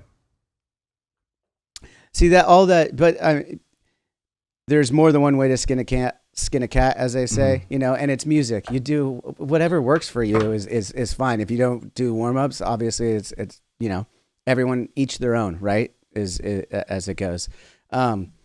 But as we're talking getting more into music, and we brought up your earlier bands, I did have a couple questions on that, and then we'll get into your newest project here and tie a bow on it. You on Hometown Hero, you guys ended up getting some tours with Weezer and Stone Temple Pilots, I heard. And then on that podcast, I heard you befriended Scott, the bassist for Weezer. I just had the pleasure of watching them here in front of 300 people as they're trying out their B-sides at the Observatory in this tiny little bar, which was incredible to watch Weezer in that setting, by the way. And I was enamored with Scott. That was my first experience seeing Weezer, a huge fan. Pinkerton's probably my favorite record. Close second to the Blue Album is probably everybody else's favorite record. But I never seen him live, and I was just looking at this bass player, and he was fucking flawless playing these songs that they were basically rehearsing in front of 300 people. I also noticed that he's in pretty damn good shape for his age. And he mentioned that on that other podcast you're friends with him. Did that friendship start on those tours that you did with Hometown Hero and Weezer? Scott wasn't the bass player of Weezer when Hometown Hero toured with Weezer back in the day. Okay. And we were on. They were doing these outdoor sheds on this tour, and we were actually there was a side stage, and so we would open up the side stage with Rooney. Do you remember the band Rooney by any chance? I do Jason remember. I remember the Schwartzman's name. brother played in, and then Pat, the drummer of Weezer, he had a band called Special Goodness, and they played the side stage. So it wasn't as sexy as like we got to go on tour with Weezer. Gotcha. So we played on the side stage when people were walking up. It was kind of gnarly, but we still got to play for, anywhere from 20 to at most maybe 200 people, and that was big for us at the time. And I didn't know Rivers. I didn't really talk to any of the guys in the band then. But then when AWOL started to happen, we were then playing a bunch of radio festivals with Weezer, and actually we played one show in Brooklyn with Weezer, this outdoor show, and Scott Schreiner, the bass player now, went out of his way to come up and say, like, he just said a bunch of nice stuff about our sound check. And so me and Scott hit it off. Just a solid guy, solid bass player. Never heard him hit a bad note, and a good singer. Good. Those guys have demanding harmonies, and he's a good singer too. And he's cool looking. Yeah. Anyhow, so that was that moment. So I'm like, oh, cool. I'm kind of buddies with this guy. That's cool. And then as time went on, we played more festivals with him. And then Rivers reached out to me and said that he wanted to talk to me. So I went to his dressing room at this festival in what's the island in Vancouver, off Vancouver, that people play festivals at?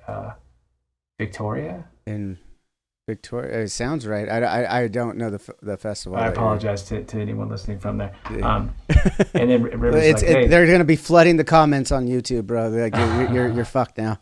Yeah.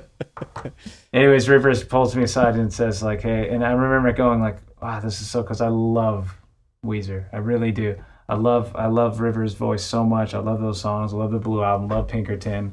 And I'm always able to find at least a couple songs, even on newer records, that I find are great. And he said, like, hey, there's a song I have called Guilty Filthy Soul off the first record. And he's like, hey, I really like that song. I'm like, thanks. And he was standing in, his hands were in this like water thing, and he was like getting his hands ready to play. Because he's a really good guitar player as well. So he's getting his hands... He's an incredible guitar player. Yeah, so he's getting his hands ready as we're talking. I'm like, wow. And he was just such a cool, interesting guy. And I was like, man, I'll never forget this. I was like, I'm such a huge fan. You guys were such an influence on my songwriting. And he said, that must be why I like your music. And I was both flattered and I thought like, wow, that's true. Cool. And then he ended up being on my a couple records ago. I put out a record called Angel Miners and the Lightning Riders, and he sang on a song called Pacific Coast Highway in the movies. And we've golfed a few times and we've been buddies ever since. So started with Scott Schreiner, just a stud of a bass player, and then the rest is history with our relationship. Dude, that's awesome. Wait, I have to. You golf with him too. I did hear that he golfed. He was talking to our singer Shadows. That's how I got to know that they were going to be at the observatory, tagged along with Matt there, that he was looking for a place to golf. So you golf too, huh? I haven't since my wife became pregnant. I kind of just walked away because there's no time. I don't have 5 hours to get good at this, you know? Well, who cares about getting good? It's just like surfing. So this is why I think surfing and golf are very similar in a lot of ways. Because it's a constant thing that you're working on. No one outside of the professionals are actually good at it. Like, you know what I mean? Like there's always, and I love a good day. This is like the best day ever is to get a surf and turf in. Have you done that where you go out and surf in the morning and then go play? No, that sounds cool. We got to do that together sometime. Yeah. We should do that sometime. Here's the other thing about music and surfing that is similar. No one cares. No one cares about your score. My wife doesn't care about the barrel I got. I'm like, Erin, her name's Erin too. I'm like, I pulled into this thing and I didn't think I was going to come out, and I came out and she's like, what? I don't get, she just is like, I almost had a hole in one today on a par 3 too. I was like 6 inches away and like, yeah, that's great for you. I don't know. I don't care. I know. I'm like, I grabbed my 56. Oh, this chip went in. So you got a hole in one? I'm like, no. That's just a bird. Actually, I bogeyed the hole, but it was a great shot. No one cares. It's fun. I'll get back into it, I think, in a couple of years when the dust settles on the chaos that is my life now. Yeah. At that age too, I do, I remember it very well. The young age of having children too. It's a lot more demanding then, but it does get easier. I wouldn't say easy, but it does get easier to manage the time as they become a little bit more independent, for sure. Right. Real quick, I have to say something I learned about you from that podcast, and we'll get into the California Barbarians of California. Was that Sail, the big song from AWOL that you guys have had, was I heard that it was the longest. You have a record for longest running top 100 hit or something like that from an independent artist on that. I don't know what it is now, but at one point it was either second or third longest charting Billboard Top 100 songs in history. And then independently, I think Macklemore has like something like this because his record was independent and ours was too, so we were number 2. But at one point, I don't know where it's at now, but yeah, it definitely exceeded any of my wildest dreams as far as commercial reach, and definitely changed my life. And what's cool about that song is that no one saw that coming. Anyone who says they did is tripping. There's no way. We all thought that we had a chance maybe at alternative radio with a couple other songs, but not necessarily likely because I had only, I'd never had success before, so that wasn't really on my mind. I just thought that we could maybe sell out the Roxy, those kind of venues. And I knew that we'd put together a pretty good show. I felt confident about that, but it maybe have like sort of a cult following, but I never in my wildest dreams dreamt that it would receive this kind of life. And it just kept going and going and going, and still goes today. It's the weirdest experience of my life by far. Yeah, dude. I mean, I hate to keep going off on other tangents, but I have to ask though, like, if you can take me back to that time, and you 2 failed major label bands. I'm sorry to call it that as harsh as that, but 2 failed ones, and then you're basically starting over at a point. You're as we talked about, you're in a place where your father and you are having serious conversations about where your career is going, and you're about to create AWOL Nation, and as we talked about, Sail becomes this big commercial success. When you're going in and writing the first AWOL Nation songs, not even as an album, just you're starting this project. I mean, do you attribute some of the down and outness to come out in the music that people gravitated towards in a way, or did you feel down and out, or did you still feel super optimistic at that point? You know, like what were you feeling at the time when you were starting this, I guess? Well,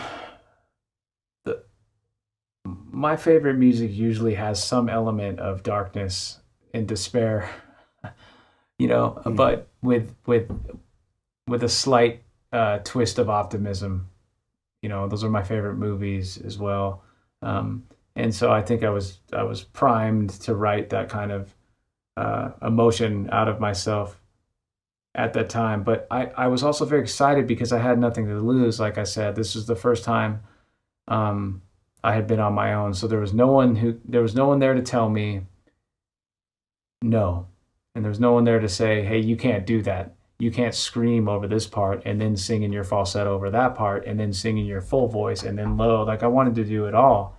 Not just for the sake of doing it all. It's just what I liked. I liked everything. And at that time, there weren't as many genre mashed songs out. Not as many as there are now. And so I think I also got lucky with technology. I learned how to operate Pro Tools on my own. And I needed help from better engineers for sure, but I at least could create, the genesis of a song.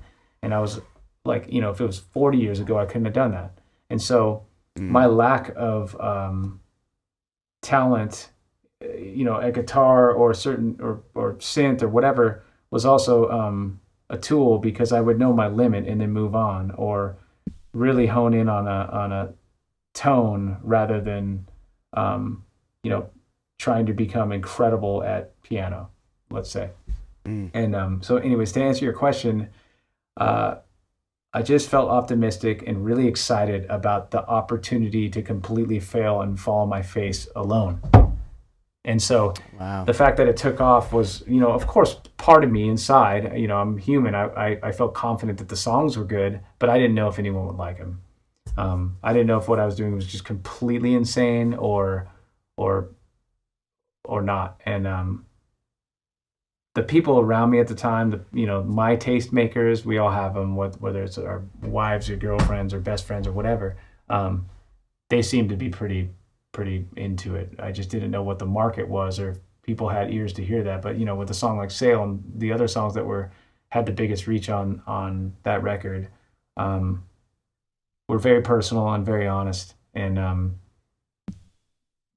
sort of as you alluded to, I don't know if I would have been able to write them had I been successful before. Probably wouldn't have been able to. So there's a sense of despair, optimism, and slight desperation on that record that I think people, an urgency that I think people related to.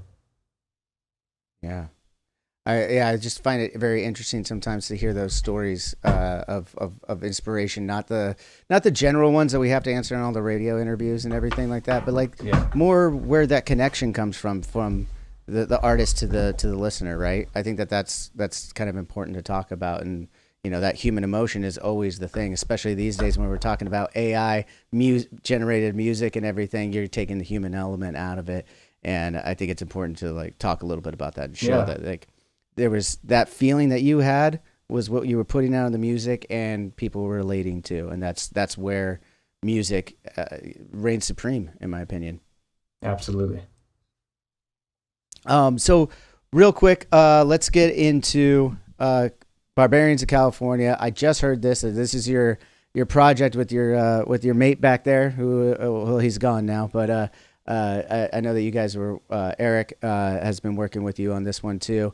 Tell me a little bit. I mean, again, you're going back to the hardcore punk stuff on this, man.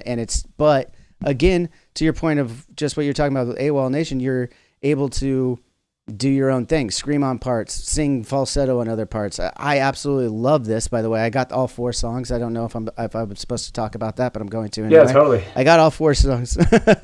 And I know right now you got Where Are All the Punks video and single out right now. It's a great one. I have to say, though, honestly, it wouldn't have been the first one I went with. So why was it the first one for you guys to, be that first foot forward in a manner of speaking? Well, we released Dopamine Prophecy first, and Okay. and then Where Are the Punks? But the reason we did either of those, like, we didn't know, and no, I never know. Like back to AWOL stuff. Like there was a song called "Burn It Down." Everybody thought was like the song, right? And then Sale took off. And like, Right. well, we were wrong about that. But so with this project, the reason we went with Dopamine Prophecy first is because we had an artist friend by the name of Cole Higgins, and I sent him the songs. I'm like, hey, could you help us do something, visual for this? And he said, yeah, I'd like to do something for Dopamine Prophecy. So that's why we went with it, simply because he made an animated video for him. Like, cool, let's do that. And there are some songs on this project that have more of a crossover sort of commercial appeal where I'm actually singing. I didn't think I was going to do that. I thought I wanted to keep this only aggro, but I couldn't help myself, and started to blend other ideas as well, just like I did with AWOL in the beginning, I think. But I think we wanted to wake up, like, we have no fans. Like, you go, like, imagine you have your massive band, and then you just start something brand new. It's a weird thing to do. So, and it's harder than I thought it would be, which is nice and humbling. It keeps me hungry, and so I wanted to, at the very least, release the heavier stuff first, kind of like the '90s, like where you go with the up-tempo song and then you do the ballad later. And so there's a bunch of songs where that it's definitely a radical record, and I don't know if any of it will ever be played on anything beyond like Liquid Metal or a station like that. But the reason we went, to answer your question, with that first single, I could even call it a single, is just because we had a video for it. And then Right. the director of the second video, Darren Doan, who did all these early punk and metal videos in the late '90s, he chose that song. So like, okay, that sounds good too. And then the next song we're releasing has Daryl Taberski from Snapcase, absolutely iconic hardcore band. He sings on that song with me towards the end. So that's why we're doing that one, to kind of like branch out into the hardcore scene where we came from as well. And then there's a couple other features, and it's just really, really fun. And through my travels with AWOL, we would play with Slayer, we'd play with Metallica, but we would also play with, way popular bands. Like there was a festival, and you guys have done a bunch of genre bending with bands you played with, I'm sure, as well, where we play with Miley Cyrus, like it.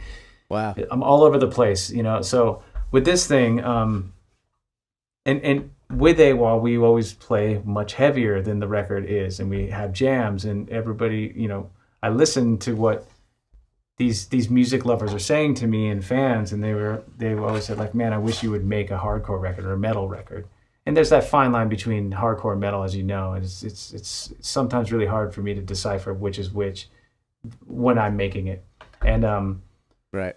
so Eric Stenman, my engineer, the engineer of all the AWOL stuff, he had this project that he was secretly making over the last 10 years, and I would be like, what is that? When I'd come to the studio and tease him a little bit, like, let me hear your thing, And he's like, no one's heard this, not my wife, not my kids, no one's heard this. I'm not playing it for you. And then one day I'm like, yo, fuck you, play this for me right now, or I'm gonna freak out. I force him, and he plays it for me. Yeah. And I think it was I don't even remember what song it was, but I loved it, and I thought, dude, I want to sing on this. Let's do a whole project. And so he had other plans, and I immediately took it over, and now we're doing this. So it's just fun. So you took it over. Yeah, and like I've always kept my foot in the hardcore scene. I'm always aware. I have buddies who text me like, hey, check out this band or that band. Over the years, never stopped loving it. Never stopped loving metal. Never stopped loving punk, real punk. And so I just kind of like, technology's gotten better. I've gotten better, and so it felt like it was time to finally make a record that sounded the way I always dreamt it could sound, when I was in that scene, when I was making that kind of music, because it was harder to do then. And so I think we've accomplished that. And so far, people seem to really dig it. And it's interesting to go from the AWOL stuff and think like, and I warned our fans, like, you may not like this. This is like X-rated, basically. And most people have been kind. A few people said, hey, yeah, that's just you went too far on this. So I'll stick to the AWOL stuff. But it's been really fun. My goal is to play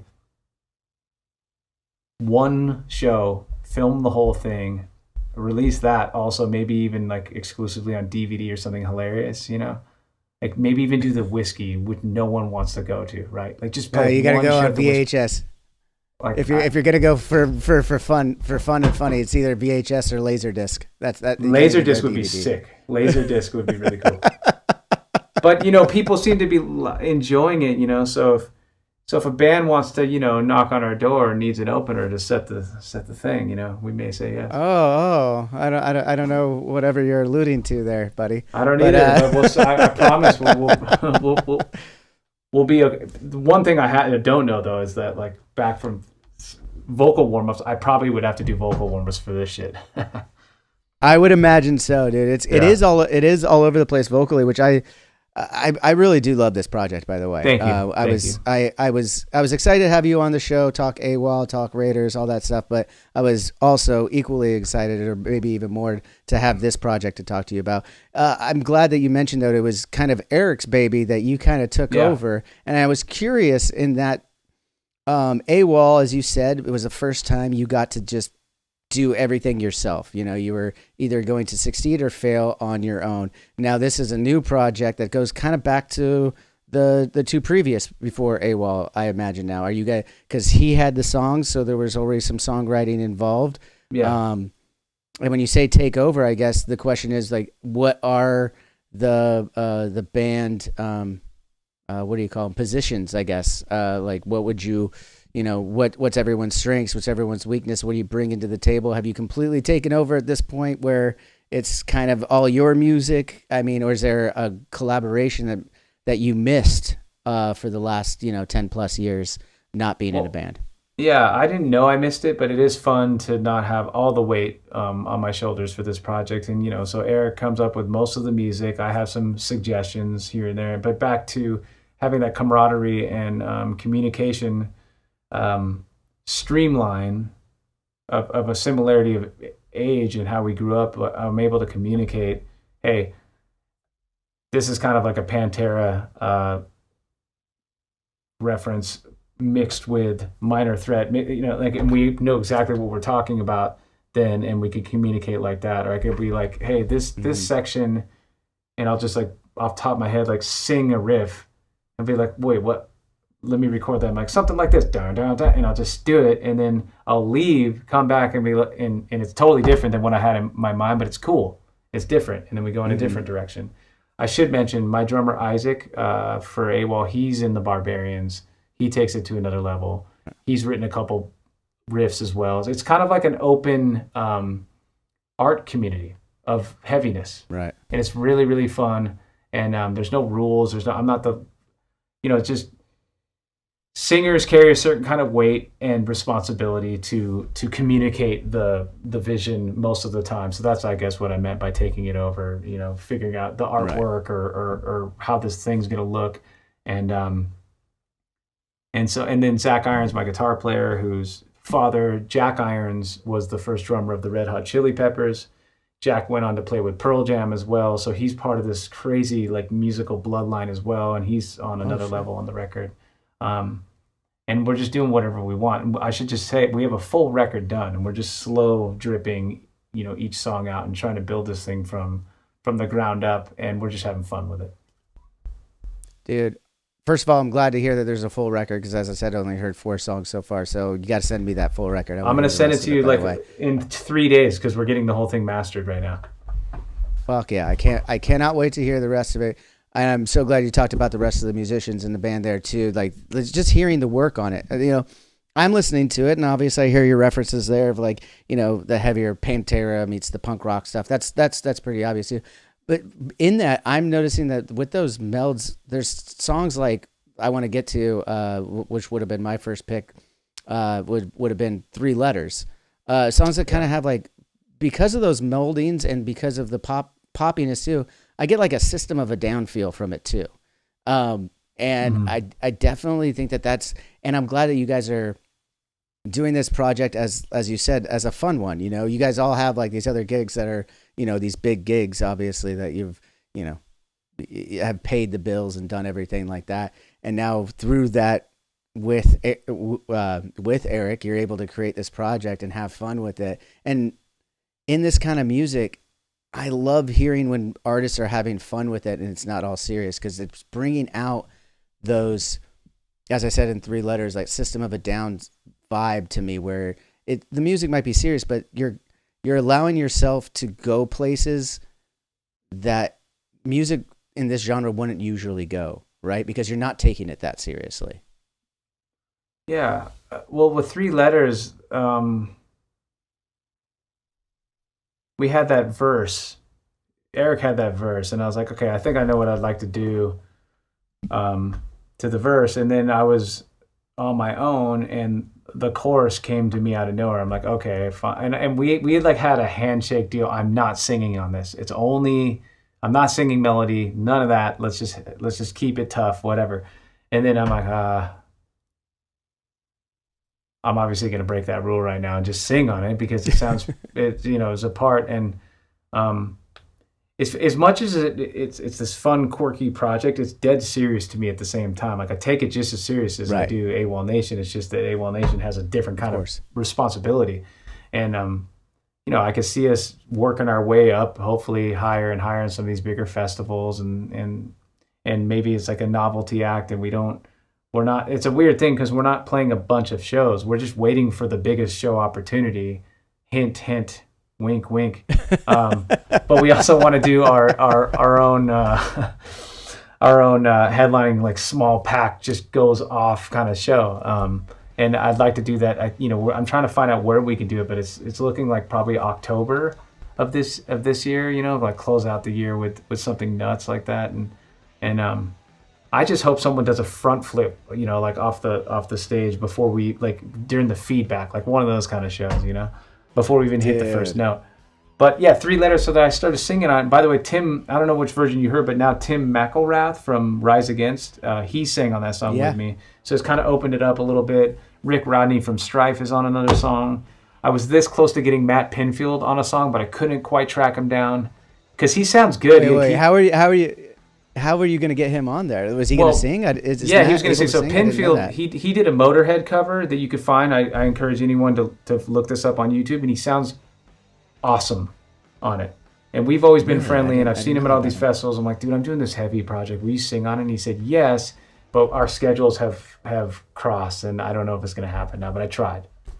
Can't say I didn't try. Can't say you didn't try. That's interesting to me, though. I didn't know that. First of all, I'm going to go check that out, because I didn't know he could sing. I know Matt a little bit from over the years. Definitely got to check that out. I did know that Tim was on that song, 3 letters.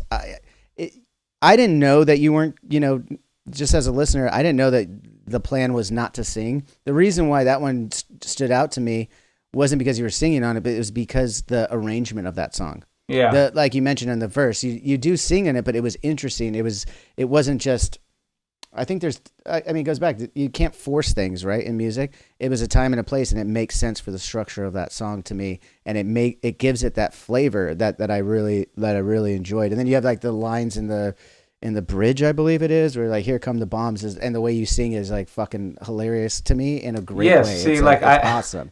Thank you I'm very happy, flattered, and humbled that you listen to it at all, and that you're noticing what how I feel, which is like, I always go back to the Dead Kennedys, and put like, yes, love those. Just going insane, because heavy music has an element of comedy too. So if I take myself too seriously and everything's just like jocked out, like it gets a little bit monotonous. So, and I always loved System of a Down as well. Like that's, and Rick did those records, and Rick Rubin, of course, and right.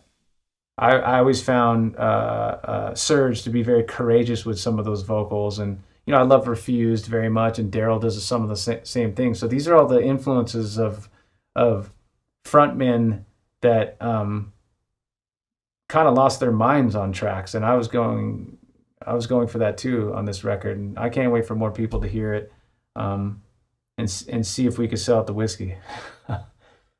Dude. I'm not even I kidding. I definitely don't think you even can. know. That's my goal though. Yeah. I think you'll reach the goal. The music is great. I think once everyone gets their hands on it as a whole and kind of understands where it's coming from, being separate from AWOL Nation and everything, it is its own thing. It's great. I do love it.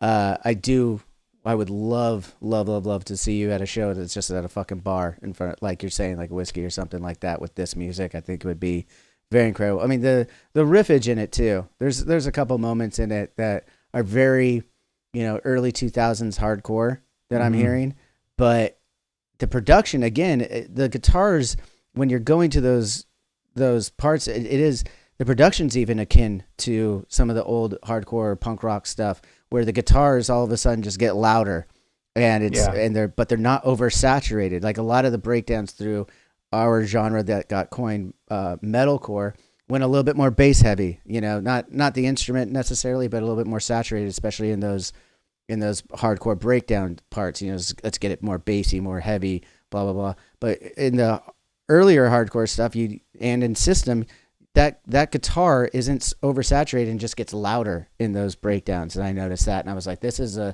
you're not missing a beat on not only just going to that music that you obviously love, but even bringing the element that I imagine you love in the production value of it too, right? Yeah, absolutely. Thank you.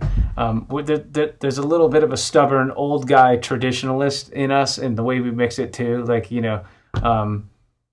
that, you always want enough low end that it feels powerful. Right.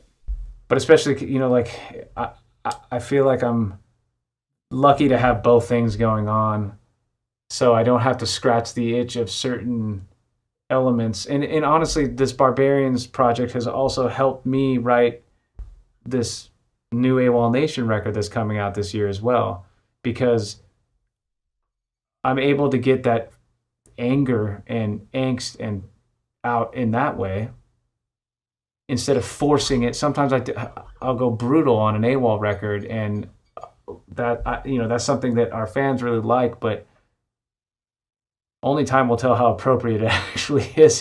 Like sometimes I'm like, there's a full hardcore breakdown on this long, like weird Prince song or whatever, and the people who get, and it's usually something like the last song on my record.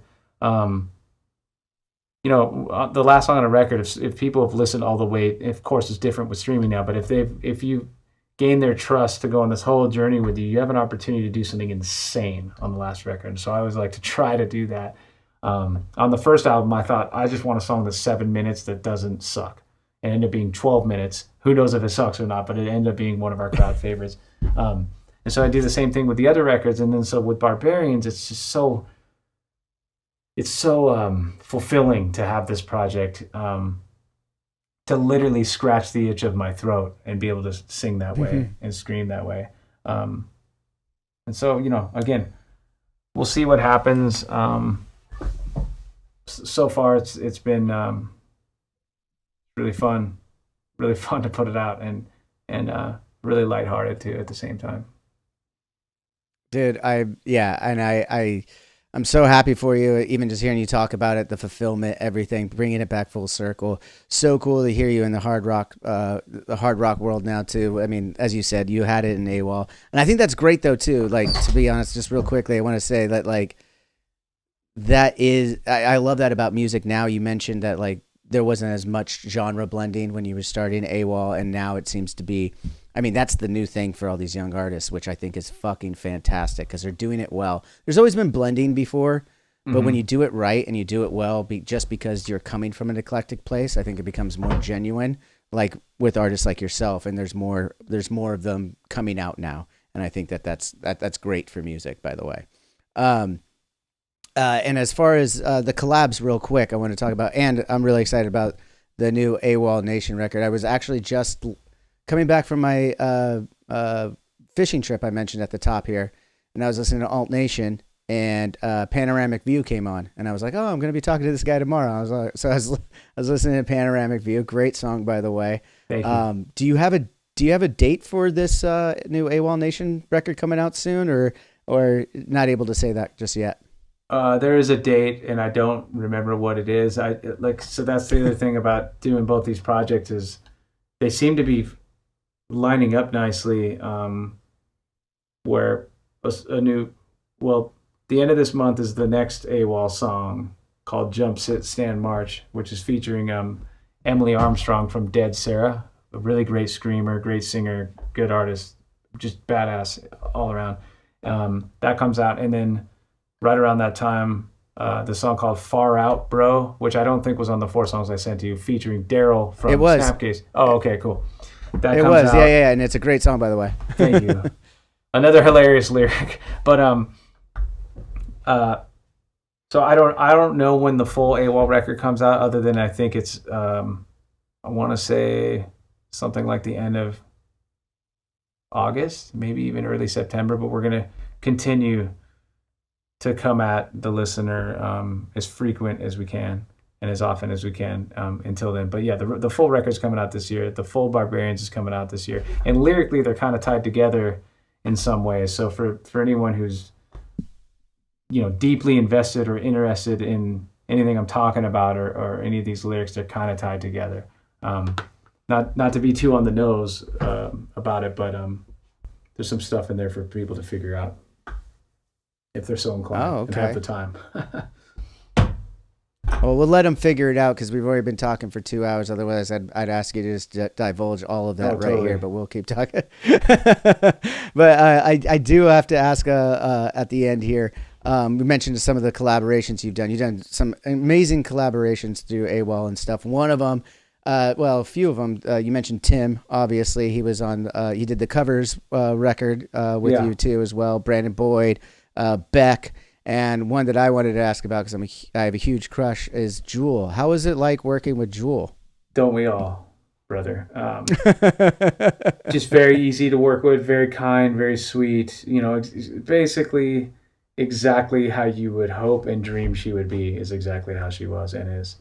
And it's great. I mean, not only were her hits great, but there's some songs on that second record that are I think there's a song called Hands that is incredible. The bridge section of that song is so deep. And she's talking about kindness, which you never really hear in a song, and how amazing kindness can be. And so she's just an incredible person all around. And that's all I really have to say about her. I don't know. She just keeps getting prettier. Well, when you guys, dude, yeah. Well, so were you guys working in person when you guys did that, or were you sending stuff back and forth? This was during all the lockdowns, so we couldn't get together. That's what I was curious about. Yeah. Which was also advantageous to getting people. No one was doing anything, right? So I'm like, okay, I'll make a covers album, and I'll just ask all these artists if they'll sing on it. And had I tried to do that album now, most people would be too busy or maybe not as open to doing it. But, whether it was Beck or Jewel, two people I never thought I would eat, A, having the same sentence, and B, meet myself, they both said, yeah, sure, I'd love to do it. And funny enough, I did a Beck cover song for a fundraiser that Jewel was doing, and that's how I connected to both of them. Wow. Weirdly. So I was like, I'll just ask. Sometimes you just have to ask, and they both said yes. Dude, fantastic! I love it. Yeah, I met Jewel once. She will never remember it, but we were working on the self-titled record. Well, maybe she would. She was working in the same studio next to us, I believe, and there was like the outdoor communal area, and we were sitting down having lunch, and she came over and said hello, and I was already in love before that, but it just you're right. The in-person look of her too, just all the other stuff doesn't do it justice. I think it's probably just because of her personality too. You know what I mean? Sometimes like a woman is like beautiful and everything on TV and everything like that, and then you meet them in person, and the beauty is more exuded because of what's coming from inside. Well, her story is unbelievable too. Like anyone who has a chance to check her out on Rogan, like her story is unbelievable. Yeah, incredible, man. Well, thank you so much for the time, Aaron. I know you got to get back into the studio and do some more work there, but really excited for the new AWOL Nation, for everyone to hear Barbarians of California. Are you ever going to double dip, though? What if you did AWOL Nation with California, the Barbarians of California, rather? Would it be maybe on a festival? I mean, we do a lot of those festivals, as you mentioned, that blend a lot of different genres. Yeah, I could. It would have to be probably a different day or spaced out. Be a lot on the balls. Where like I could probably do the AWOL set first, but I'm assuming after the Barbarian set, I won't be able to sing AWOL songs right.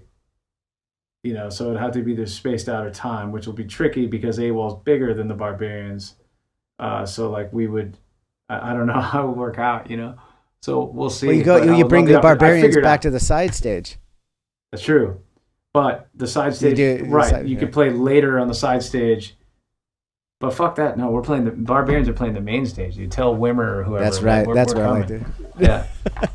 Tell them all. Tell them all they're coming, dude. The Barbarians. Yeah. Dude, I can't wait to hear the rest of that record, by the way, because I am very, sometimes you get these, and I'll be honest, sometimes you get these press releases from bands or specifically side projects, and you're kind of listening to them, you're like, it's kind of like their other stuff, Mm-hmm. And I was pleasantly surprised to listen to this, and not only was it a breath of fresh air, but it was really fucking cool and courageous. I'll say the music is courageous. I really enjoy it. Thank you. So look forward to everyone checking out, hearing more from the Barbarians of California, as well as AWOL Nation. You heard it. They got new records coming out. Sounds like about the same time, so you'll have plenty to listen to.